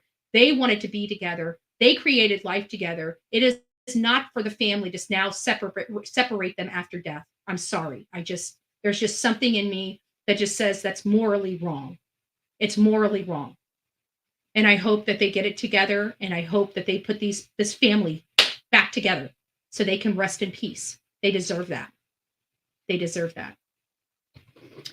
All right, guys. So we're at the end of what I had to present to you today. I want to open up the phone lines. I know this is emotional because, trust me, it's very, very seldom that I shouldn't say very seldom. There are cases that get to me where I'm talking about them and I literally get pins and needles and goosebumps up and down my body when I'm talking about it, or that just shows how passionate and how much emotion I do have in these cases personally, my personal emotion and stuff into these cases. And this is a hard case. It's, there's no winners in here.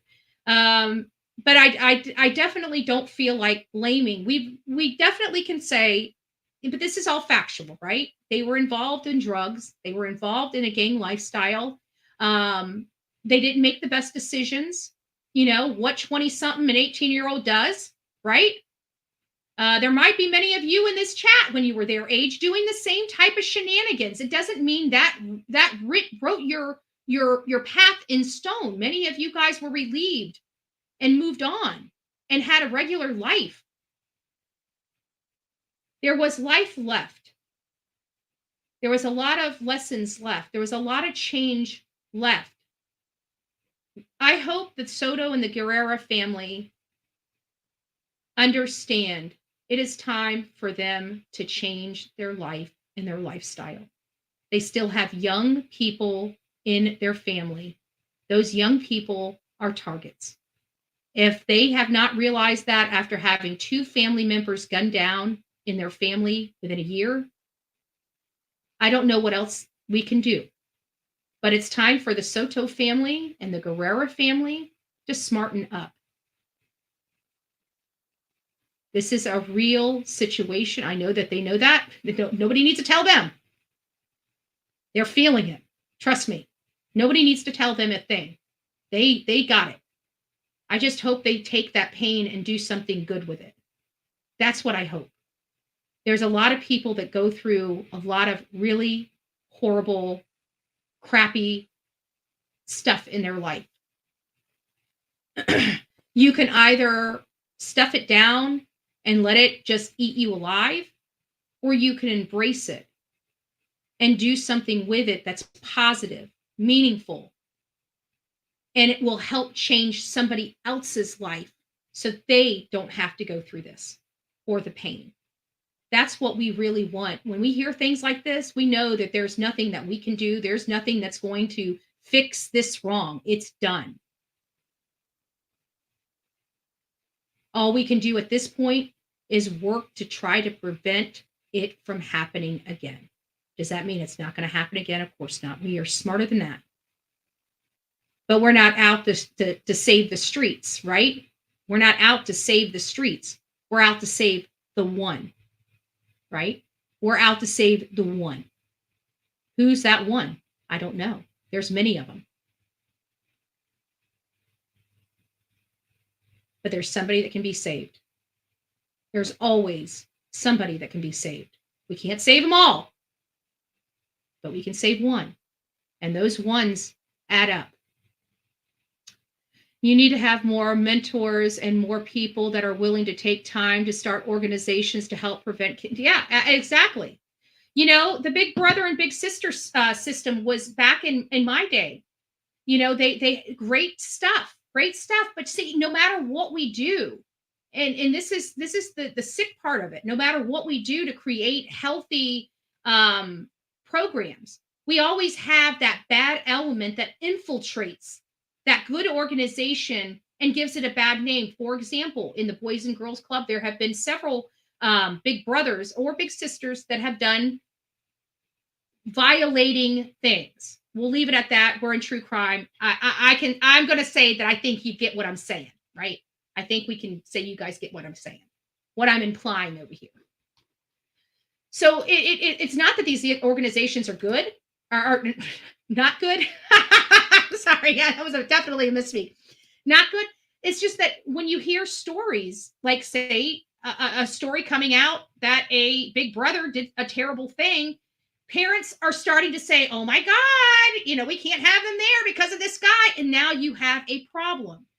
And it was something that was supposed to be good that turned into bad. They still have it. They still have the program, thank God. And there's still a lot of people that are associated with it, and a lot of big brothers and big sisters out there that are still, you know, they're able to mentor these kids. And it's a blessing, especially for, listen, I it's nothing about that I say that girls shouldn't have that. It's just, I really like it for the men or for the boys, because typically what happens, we'll hold that.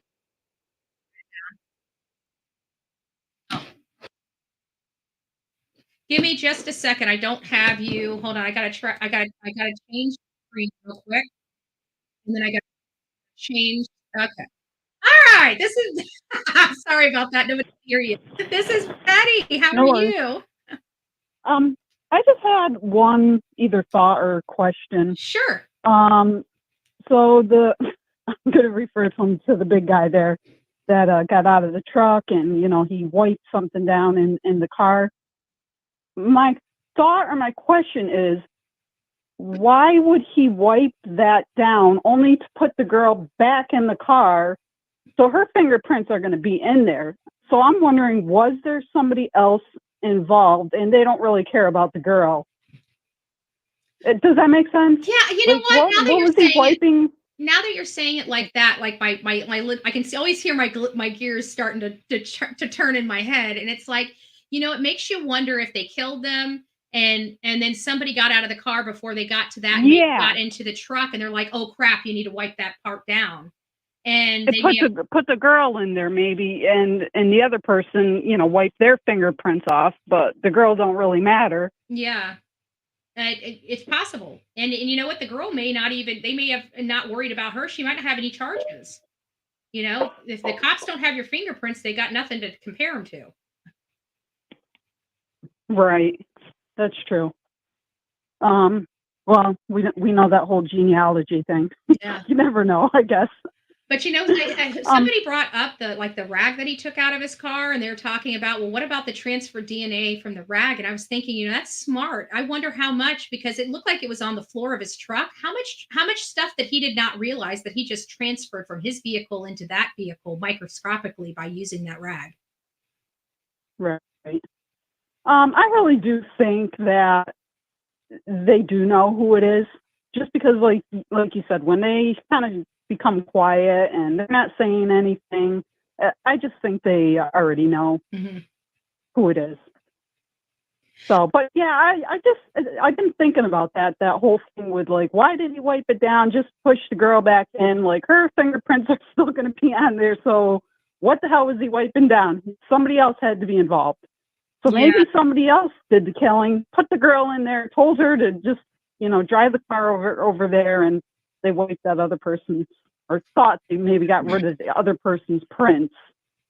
Yeah, But it I looked don't think like it's that they easy.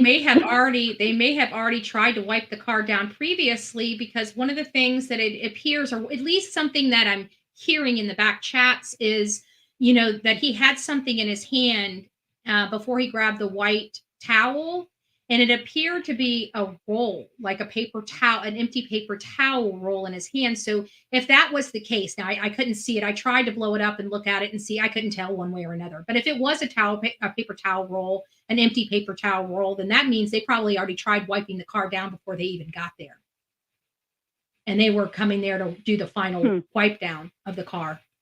Well, and I also do think that the purpose of that man, I think you might have mentioned this, I do believe that it was to make sure that the job was done. Like, he had to see, what the heck, is she dead? Is he dead? She got out of the I think car. that was another That was the purpose. reason why I said that, because she got out of the car, and it seems like the only way he would have been able to see the body back there, unless he opened the second door, was to look behind her to see what condition it was. Yeah. So who knows? Maybe he's like the shot caller, or the big man, or he looks like it could be. I don't know. Just my thoughts. He doesn't look like somebody I want to mess with. I'll tell you that. You had me roll the past few days. I'm sorry. I just want to say this, and then I'll let you go. But I'm sorry, and this may offend some people, but you had me rolling with your whole analysis of this 800-pound man and the picture. I just couldn't stop laughing. Sumo wrestling porn. That was hilarious. Hey, you know what? We got to talk about whenever that comes up, I mean, I laughed that hard, and I'm serious. And the time I really needed it, and whenever that comes up, that picture and the 600 to 800 pounds, I completely just lose it. So thank you for the laugh. Absolutely. I didn't expect it to. Well, it was crazy because I was plugging this stuff in, and it wasn't until I said it out of my mouth to you guys, and I'm like, wait a minute, there's no way that guy's like 800 pounds, and I'm starting to, and I'm trying to think on my feet, but that's what I plugged in, and so then I started like, I gotta fix this. I gotta go look at bodies, and trust me, I've seen a lot of stuff. This was a little disturbing for me, especially the sumo wrestlers. I can't do the skin stuff, okay? No, I hear you. But that's just all I wanted to say, and I thank you for taking my call. Oh, absolutely. God bless you. Have an amazing day. Yep. You take care, buddy. Bye. Bye-bye. Watch, I'm probably one of the haters are gonna probably send me some tickets to some sumo wrestler. I will auction them off here on the Bullhorn Betty channel, okay? I am not going to. I'm sorry, sumo wrestlers.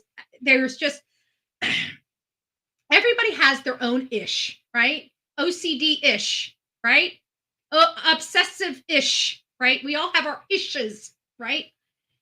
My ish is moist and big guys slapping body parts together, okay? And calling it entertainment. I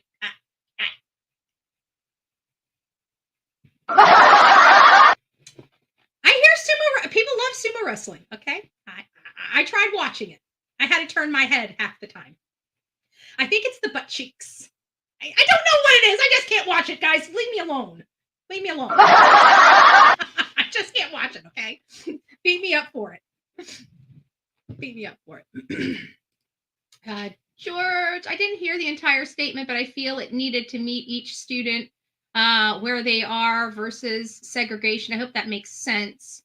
Yeah, you guys can talk about that stuff in the chat. Yeah, there are a total of 3 people involved. There's 3 people that know what happened. At least. I think there's probably more than 3, but there's definitely at least 3 active participants that we saw. We saw whoever threw the rag. We didn't actually see him, but we know they're there. We got the big guy. We got the sumo wrestler guy, right? And then we got the chick. The chick that the reason why I say I think she was nervous is because of the way she was driving. And you're like, well, Betty, she was just driving slow into a parking lot. Yes, but she hit when you're driving without your lights and you've got a dead person next to you, you're not wanting to turn on your blinker to turn. She did that. Okay, that's a nervousness. Trying to do everything perfectly and perfectly right, not trying to get attention to yourself. You turn on your blinker when a blinker wasn't needed. So that's what made me kind of feel that she probably had some anxiety, which you can imagine a female doing that. I'm sure, no matter how hard a female wants to pretend to be, there's still a female at the end of the day. You can't take the female out of a female. I mean, you just can't, in my opinion. Say that, in my opinion. Somebody tossed the towel to the guy. Yeah. That got out. Yeah, absolutely. There was definitely a toss. I remember seeing it. We were here. It was the first time we were watching it, and we watched it through, and it caught my eye, and I'm like, guys, somebody threw that towel to him because it wasn't there, and then boom, it was. Like it was tossed. It was tossed. Fiber hair. Yep, on that rag. Yep. The truck is a Ford. No, actually, if you look at the video, you can see a perfect Chevy emblem on the back of the truck, but you have to look at it you can't look at it from the view of the blown up, the zoomed in view. It has to be from the original view of that. You'll see the perfect Chevy emblem right on the back of that tailgate. So I think the Ford Chevy thing has been, they have the same bodies, same body style. The Chevy, the Silverado, the F-150 and the Silverwater have about the same body style. The brake lights are slightly different. The brow is slightly different. There are definitely specific differences between the makes of the F-150 versus the Silverado. But from a long lens view, from I guess a bird's eye view would be probably better to use. It looks clearer from the bird's eye view as opposed to the zoomed in view. So go back to that original San Antonio PD and look at that video and slow it down. You'll see what I'm talking about. You can see the Chevy emblem. It's not an oval. It's the Chevy emblem has 4 the little like the you guys know. Is Dumpling still up? We didn't put you to sleep yet. What's going on? What are you doing, Dumpling? Oh, Lord. I don't think he wiped anything down. I think he bent down and got a weapon out of the... I kept thinking that, too, because I told It's Me Too. I'm just going to call you Me Too because it's too complicated. Me Too was on the phone, and I was telling her that it looked like when he put the rag back in, it was stiffer. It wasn't as limp as it came out of the truck to him. It was stiffer. And when I looked at it from that angle, I even told her, I said, I thought it was a rifle. And then when you look at it again, you're right. It could very well be a handgun. He could have reached back there and picked up that gun with it. I don't know. I know he was there helping. No matter how you look at it, he's an accessory after the fact, even if he didn't even do a damn thing to either one of them, because you saw him wiping the door down. He looked in that back seat. He knew there was 2 deceased people there, and he was still talking to the chick and instructing her on what to do. That's my opinion. Oh, I forgot to put the phone number up. Sorry. The phones are open, guys. Keep forgetting to put the phone number up. Sorry. There you go. If you guys would like to call in and, I did put the number up. We did have a call. It's probably he getting the weapon and the phone of Savanah and Matthew. Ooh, the phones. That's another thing. I could have sworn, maybe I'm wrong about this. This is what, it wasn't until recently that I realized Savannah's phone was also missing. I thought they said they found Savannah's stuff at the apartment. I thought her phone, her keys, the candle was on. I must have screwed up. I mean, I never said anything, so I wasn't like passing around misinformation or whatever, misspeaking or whatever these animals here on YouTube try to. I wasn't lying to you guys. Sorry, that's what they try to tell you I do. So it's whenever I was looking at it or reading it, I could have sworn they said her phone was at the house. And his phone was missing. It wasn't until recently that I heard that both of the phones were missing. I always knew Matthew's phone was missing, but for whatever reason, I could have swore I read those initial reports, and I thought that her stuff was left at the apartment. I don't know. But you know what? When they were talking about it, now that I'm thinking about it, when Matt's parents were doing the interview, they talked about the candle, but I don't recall them talking about anything else. They said they found an overnight bag she was supposed to be taking to the hospital with to give birth, and the candle was burning. Yeah. Well, they actually said the candle was on. There's been some back and forth with that. Was it a battery operated candle, or was it an actual lit candle? But I'm thinking with the way that they said it, like it was very uncommon for them to ever leave with the candle on. I keep thinking about burning, because why would you turn a candle off if it was battery operated? It's not going to cause any damage. But if it was a burning candle, you'd blow it out before you left the house because it's a fire hazard.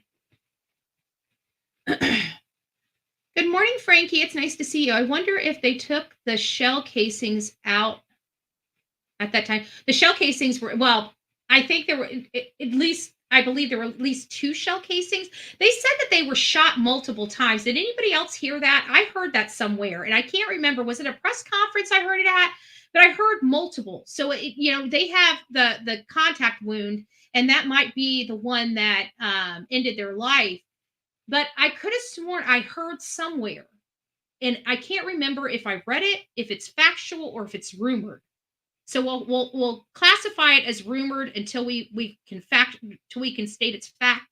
But I could have swore I heard somewhere they said it was multiple. They had multiple shots. Maybe it was was it the autopsy? Possibly.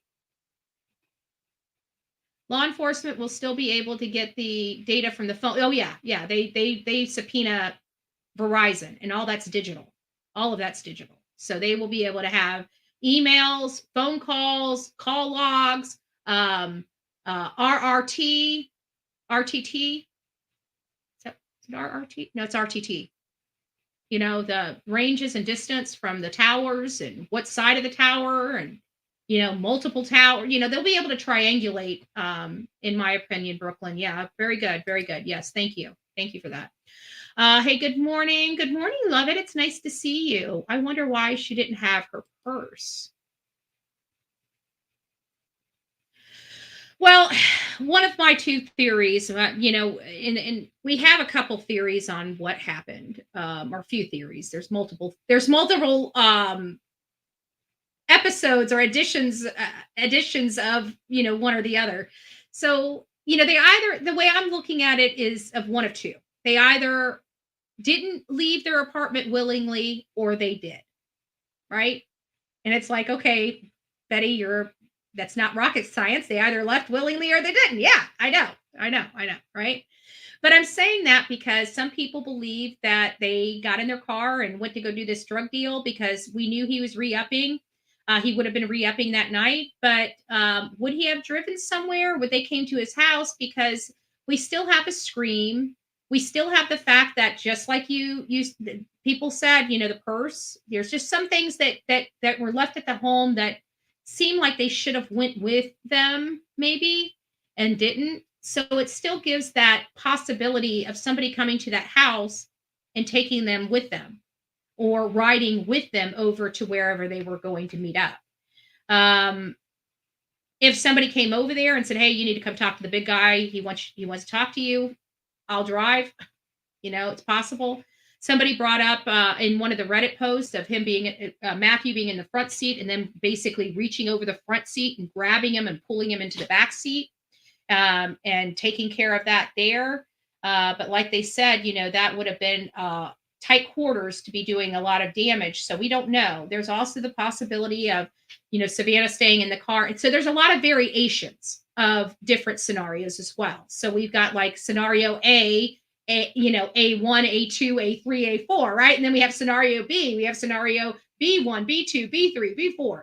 So, I mean, there's several different scenarios here, even of those options of leaving willingly or unwillingly. But something obviously happened to them. And it's starting to become a little hard not to look at the fact that they just had a courtroom brawl with somebody that killed their her brother, just 2 months before this. He was obviously associated with some type of gang because he offed her brother for stealing vapes, which, again, we know that this is an organized drug, this is jitterbug crap because adults don't kill people over stealing vapes, okay? They end up putting them to work and making them their bitch for a while to earn off that. I've been around the block a time or two, okay? I know how this stuff done. That's not how you handle your business. There was another personal beef, in my opinion, other than the theft. It was a disrespect factor. But again, even with the disrespect factor, it's still jitterbug crap. Jitterbug crap. Because the usually the higher up, they don't get involved in all that stuff. If you're getting whacked, you're getting whacked for ratting them out, stealing their money, or stealing their dope. They're not going to whack you out for a couple of vapes. That's jitterbug crap. My speculation is that he went to go re-up, and that's what they did because they were in the car about 3 to 4 days. Nobody noticed because nobody usually parked where they were found. Yeah, there was definitely something, and everybody's like, why did it take law enforcement so long to find the car? Listen, nobody knew where the car was. The family didn't know where the car was. I'm sure they were working right now. They were working on subpoenas and warrants to get the last ping location of their phone, to get the, like GM to give them the last location of their car. They were going to find this car. The lead was called in, and there was some confusion related to the tag on the back of the car from what I heard. I don't even know that if that's accurate, but it's been said enough that that's what I believe to be accurate.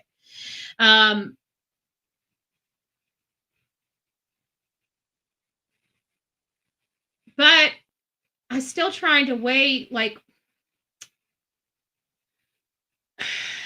the 3 or 4 days, the way law enforcement stated that we saw yesterday. Actually, let me just see if I can put that back on. It sounds like that they did go to this final location, I think shortly after. The way it was implied, it seems like it was shortly after the killing took place. Let's listen to this. This is about 5 minutes. I'm not going to stop this. I'm going to go ahead and let it play all the way through for you guys. I'm turning off the phones just real quick so we can get this through this. I can't do both. So let's just listen as a group. We did play this yesterday, but I do want to play this in its entirety. I'm not going to interrupt it. I'm going to want to. So if I interrupt it, excuse me. But I'm going to want to interrupt it. But I really do want to just try to let it just roll on through. So just bear with me. In this video, I would ask that you call homicide on. Before we start on this video, I want to let you know he's going to refer to the video clip from the San Antonio Police Department that was released that we just saw at the beginning of this segment on our live this morning. So they're not going to show it on this. I think he expected them to plug it in, or maybe it was playing on a screen we didn't see, but we could not see it. So he's going to be referring to something that he's not going to show. I just want to make sure you guys know that. 207-7635. You can remain anonymous. You do not have to give your name. The video was taken from a nearby location where the bodies were located.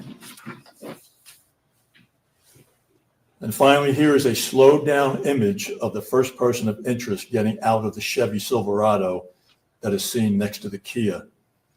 And then there'll be another slowed down image of the second person of interest getting out of the victim's Kia Optima. I don't know what's going on with this. His lips are off. Let me just refresh it and see if that'll help. In this video, Yeah. I would ask that you call homicide on 207-7635. You can remain anonymous. You do not have to give your name. The video was taken from a nearby location where the bodies were located. And finally, here is a slowed down image of the first person of interest getting out of the Chevy Silverado that is seen next to the Kia. And then So we're going to go ahead and go over to that that video so you guys can see it. Try and find it. Because that's what he told. I can't find it. Here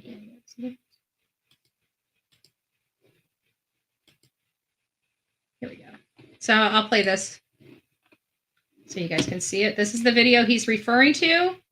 We're going to watch it. It's 1 minute and 19 seconds because they didn't clip it in. We're going to clip it in. This is the full video, unedited, as it's released by San Antonio Police Department for all of you guys, not to be, enhanced or anything. This is the actual video.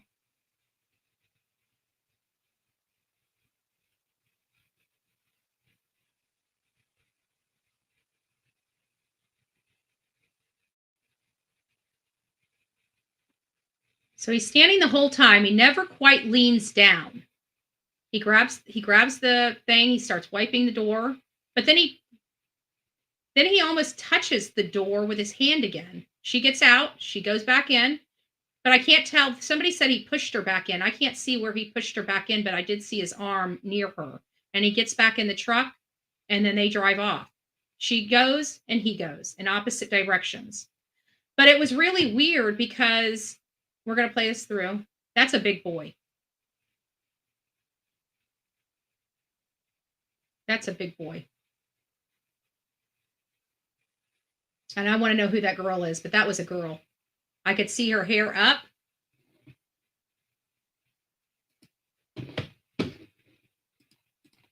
Her hair was up like this, and you could see the ponytail going back.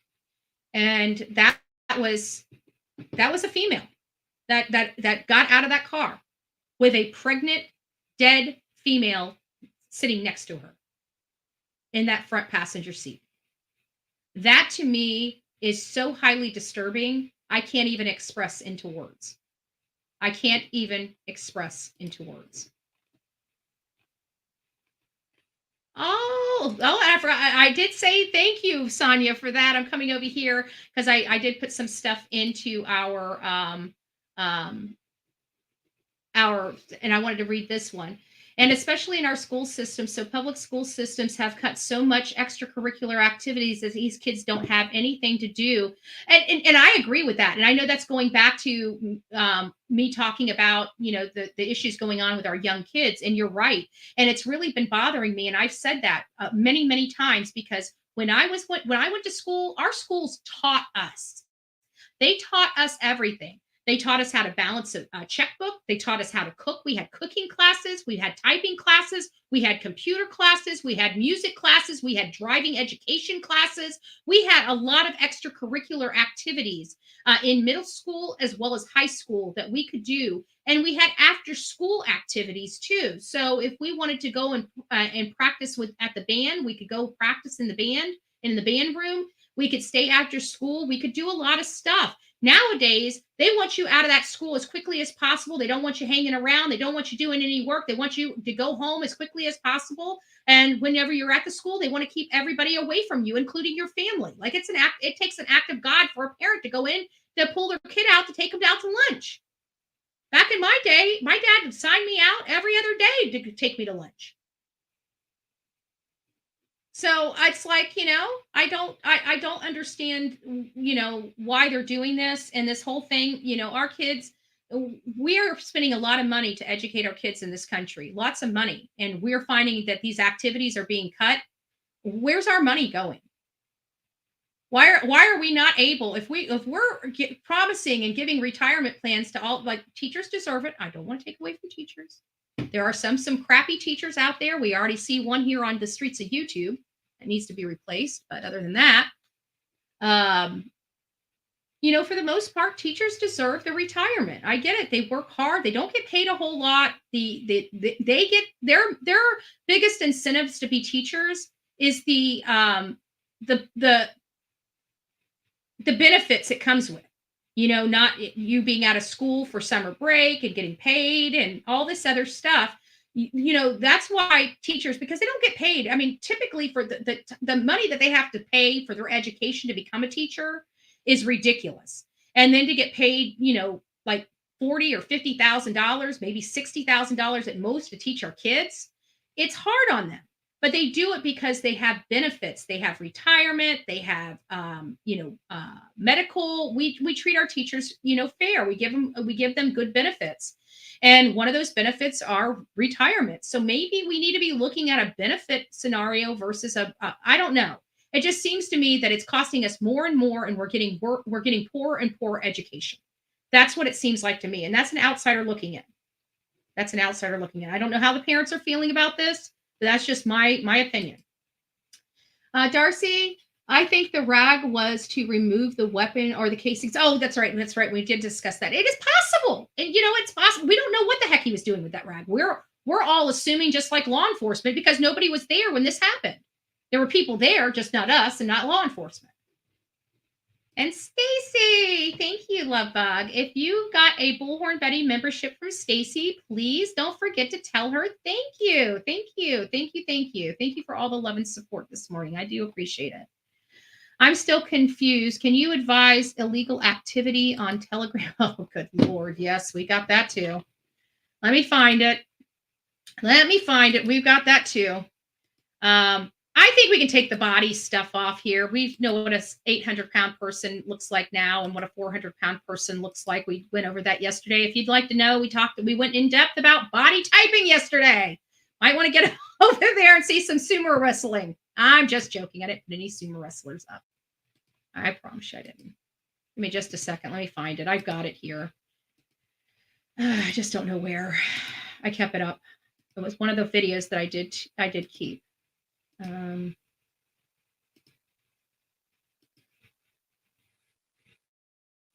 Is this it?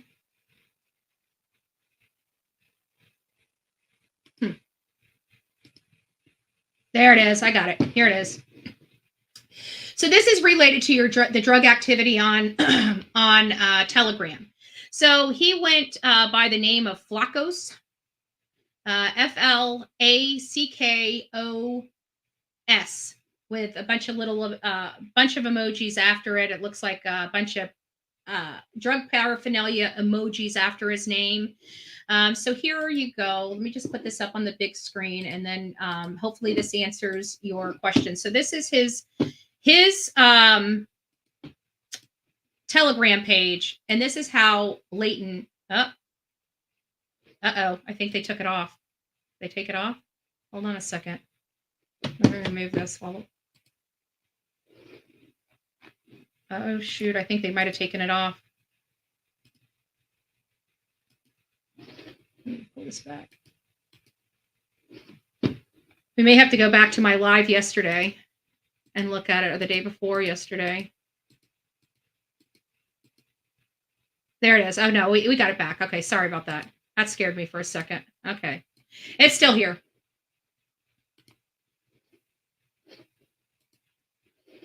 Okay, here you go. So this is his Telegram, and this is what he was. Now we can't say that the stuff on here is what they're being implied to be, but it looks like it.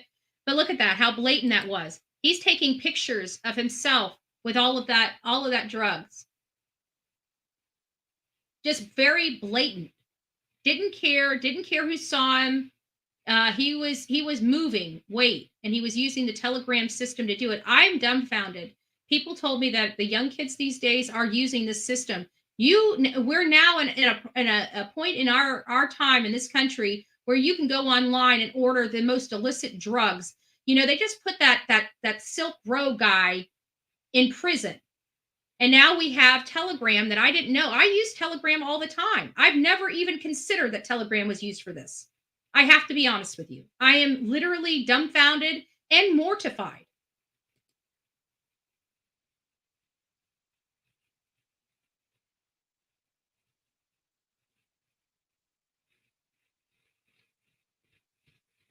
This is dangerous. I mean, if you were going to do this, why put your face on it? And he's saying it's coming straight from Mexico in these things. I don't know what that stuff is either, but it doesn't look good. And how can you sit there and put this stuff and just blatantly do this? I don't know. I don't know. It's pretty disturbing. I have to be honest. And it goes on for another minute. This is not the only post. It literally goes on for another minute.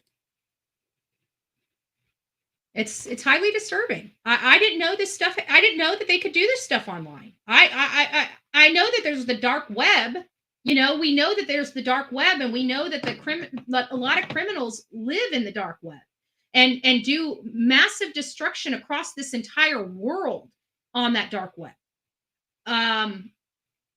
With that being said, this wasn't on the dark web, folks.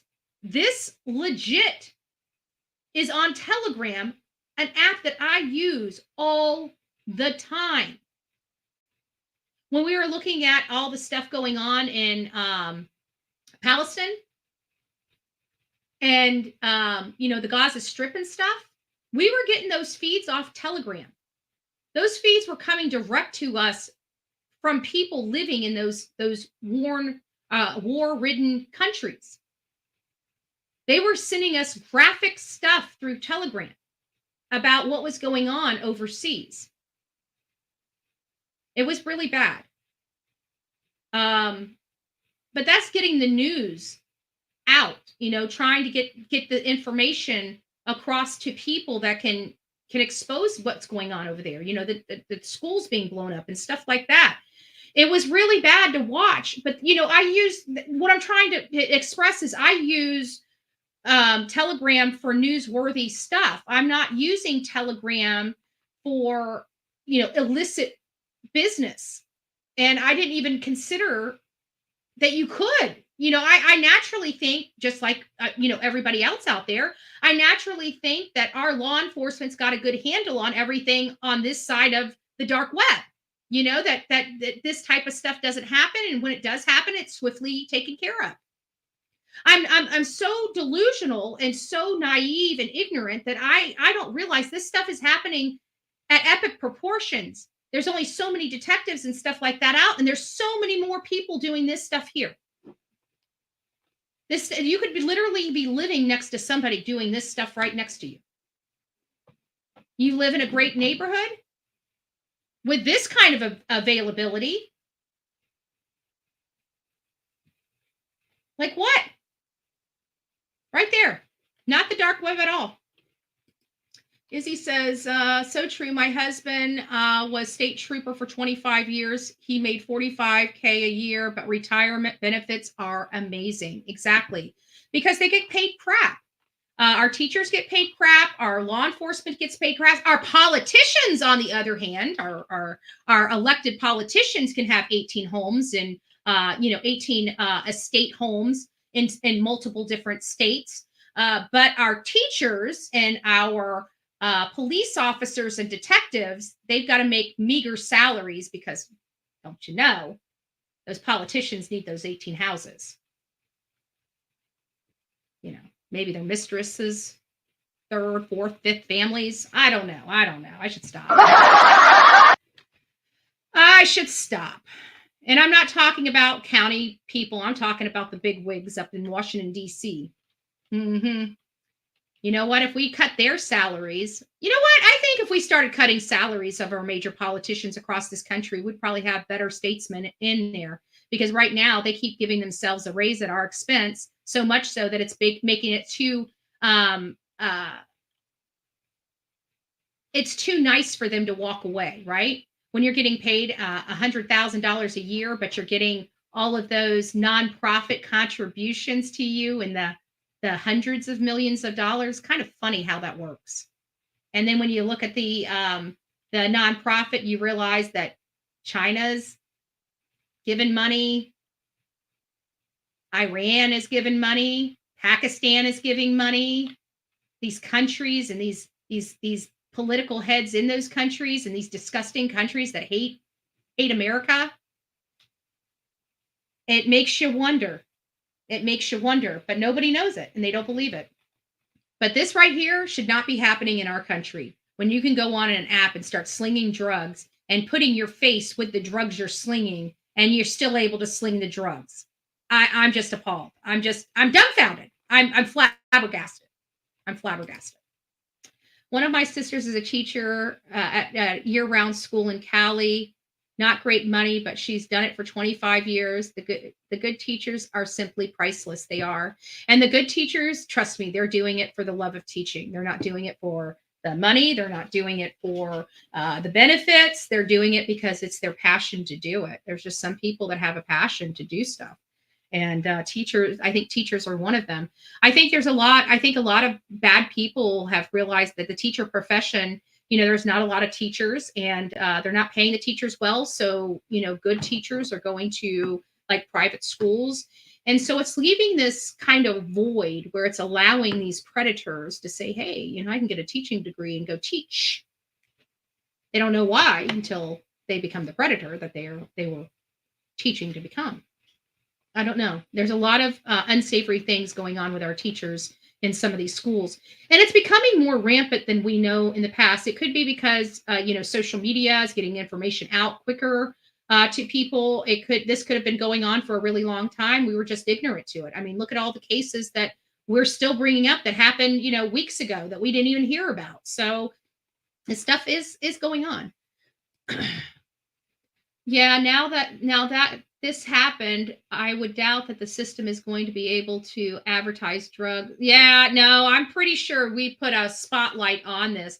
But law enforcement knew about this Telegram situation before, but it wasn't for the aspect of the drugs. Did you guys hear that man? I'm sure it was on, I think, actually, I believe Jennifer Coffindaffer posted it too. I read about it and I was going to bring it up, but I couldn't because it's almost too sensitive of a topic. Let me see if I can find her real quick. I'm pretty sure I'm pretty sure she had it on her page. It might just be easier for me to go grab it from there. And this guy, for his birthday, was coming into town to mess with a baby. And the officers caught this guy on Telegram. He was making this negotiation. No, she didn't have it on here. Oh, yes, she does. Here it is, right here. Right here. And he was they caught him on Telegram. So now we know for a fact that it's not just Telegram that's selling drugs. They're selling experiences on Telegram. Disgusting, violent, offensive experiences. I'm going to drop this down here. Actually, I'll just blow it up. I'll give you guys a little blowed up version of. You guys are going to want to read this story. It's enough to make you want to throw up in your mouth. A baby. For his birthday.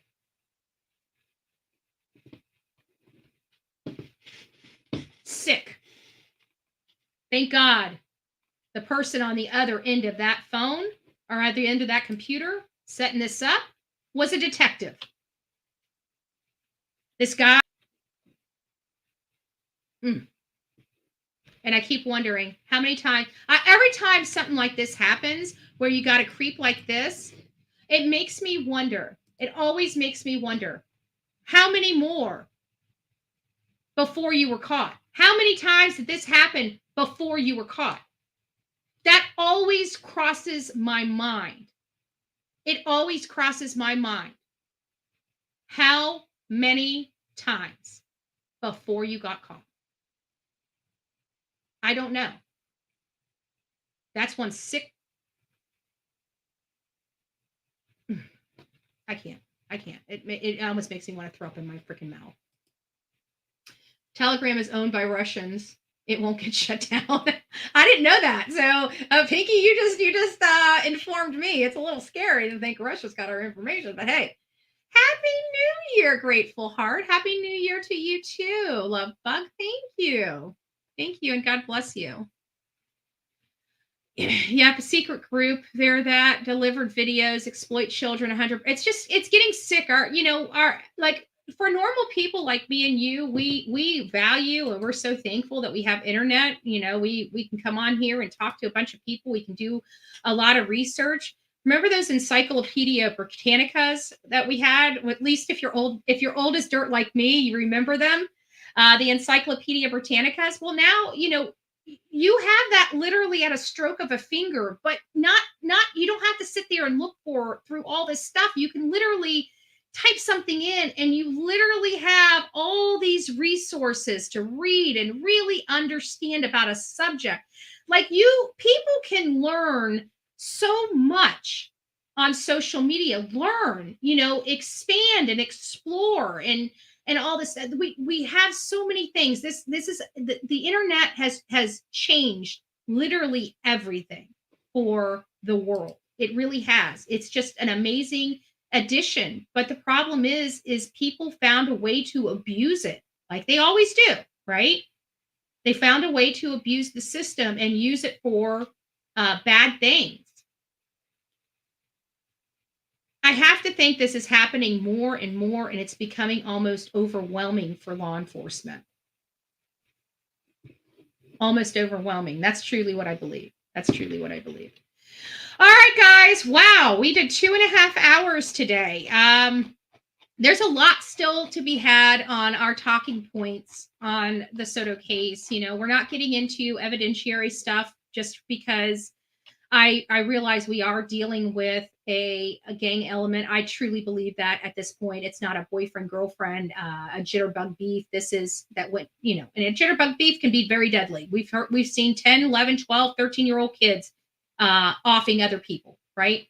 So this is not one of those situations. I truly believe after watching the video over and over again, when we came out and the first name coming around was Annalisa,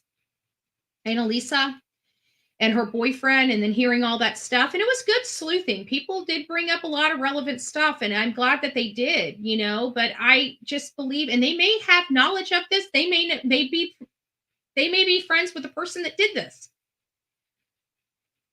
But the people I saw in that vehicle, and every time you watch it, you get more finer details. It's kind of like when you're dealing with somebody that has a language barrier, but they have like broken English, and it's really hard when you first get to meet them. It's really hard to understand them.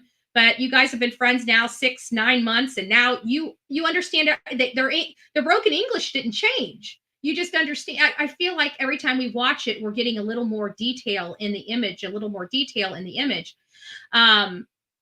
But what I'm seeing now is not Annalisa, and it's not her stepdad. I am seeing a big old fat cat Mexican man with hair that looks really mean. This is not an older man. This is I saw compression socks on him just like everybody else did. Could have been just socks to hold his cankles up. I don't know. He's a big boy. I didn't see cankles, but you never know, right? He's a big boy. That's all I know. And when you do I'm going to actually try to take an enhanced photo and kind of outline the body, if I can, and see if we can get, because the only time we get a shoulder to shoulder width of this guy, which is much bigger in my opinion than Annalisa's dad, and it's the shoulder to shoulder angle. That shoulder to shoulder angle is a wide shoulder to shoulder angle. It really is. And then you got that big old belly on him. It's that man's much bigger, in my opinion, a much heavier person than Annalisa's stepdad. A much, much heavier person. If I could say probably by 100 pounds, I would say it. Like, I think this guy is 100 pounds more bigger than Annalisa's stepfather. At least 100 pounds. We're looking at a big dude. We're looking at somebody that's 400 pounds or more. 400 pounds or more. That's how big that guy was that was stepping out of that truck. It's sad that I have to worry every day when my son goes to school. It is. And schools are no no different either. But anyways, I'm going to go ahead and turn off the phone. I didn't put it. I had to turn the channel. You guys wouldn't have heard the phone ringing anyways. I would have only heard it. But I went ahead and turned off the phone. We are up. We're past our 2 hours. I hope you guys learned something. You know, a little bit of this was just chit-chatting and just chatting back and forth about certain key factors and opinions and perspectives and things like that. We really don't have any new news than what we had days ago. Okay. At the end of the day, the kids disappeared somewhere between the 22nd and the 23rd before they were supposed to be, you know, be induced for labor on the 23rd. So it was my understanding, I think they were meeting at the hospital like at 2 p.m. and she was going to be induced by 6 p.m. or something like that. So she was supposed to be, and everybody didn't hear from her, didn't see her. Her family showed up and she was not there. And of course, fear set in. They try to call. She's not picking up the phone. Matt's parents are trying to get a hold of him. He's not picking up the phone. The Soto family goes and files the police report. The Guerrera father goes over to the house, kicks in the door, and then ends up going and filing a police report. Everybody is down each other's throat because there was some violence in the past between Soto and Guerrera, and he was currently on, dealing with those charges. He was not supposed to. I don't know if they were supposed to have contact now, but at the beginning, a year ago, they weren't supposed to have contact, and his father said that he wanted him to stay in jail longer, but the courts let him out. They went through the process. They haven't had any problems. The Soto family is saying, no, that's not true. He's still been abusing her ever since then. She just never called the law. And before they found the car with the bodies in them, I believe that the Soto family believed that he harmed her. I think that they thought that he went too far. I think they were scared because of the past violence. They automatically assumed, and for good cause. And I think it caused a lot of problems between them. They're wanting to know where their son is. They're thinking their son did something to their daughter, and they're hiding him. The Guerrera family's hiding their son. They're going there. Where's my? You can imagine the anger. You don't trust anybody when your loved one's missing, especially carrying your grandchild.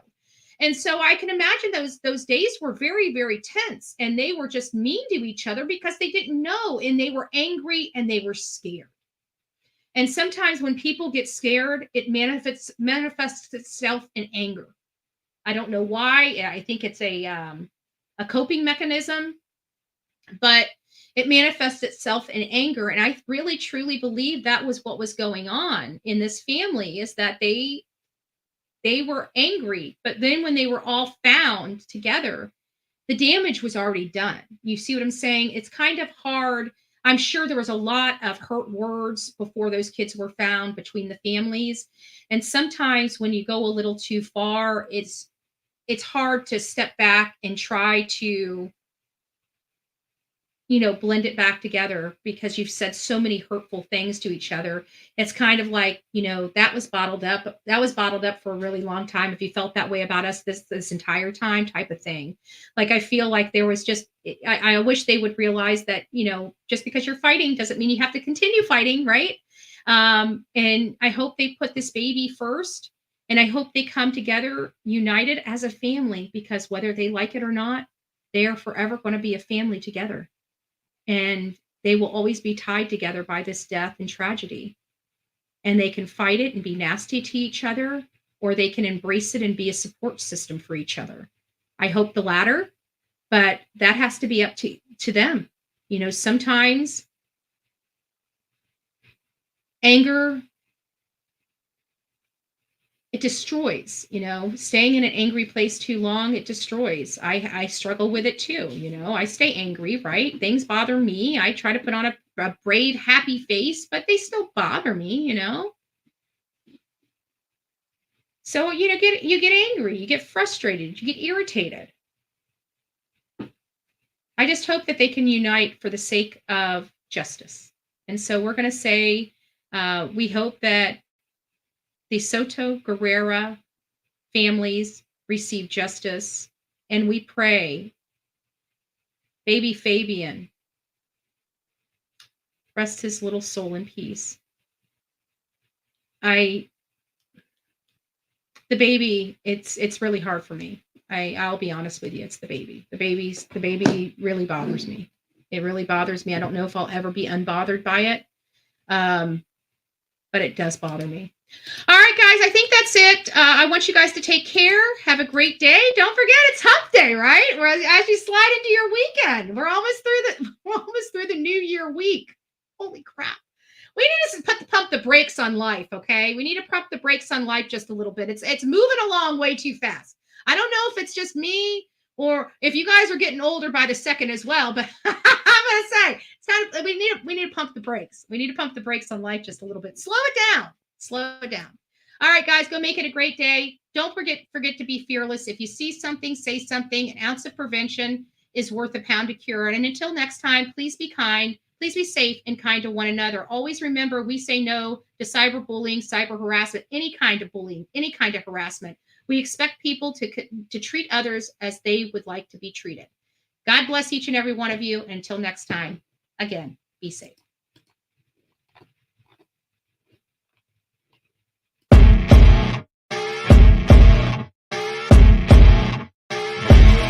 As you wake up in the morning, you want to find the latest, greatest information about criminal cases and have an intuitive conversation about the suspects associated with these cases.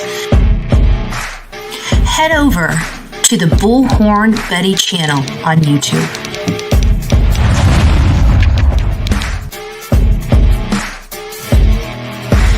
Breaking news right here on the Bullhorn Betty channel. Welcome to the Bullhorn Betty Coffee Club. Enjoy your stay and enjoy your day.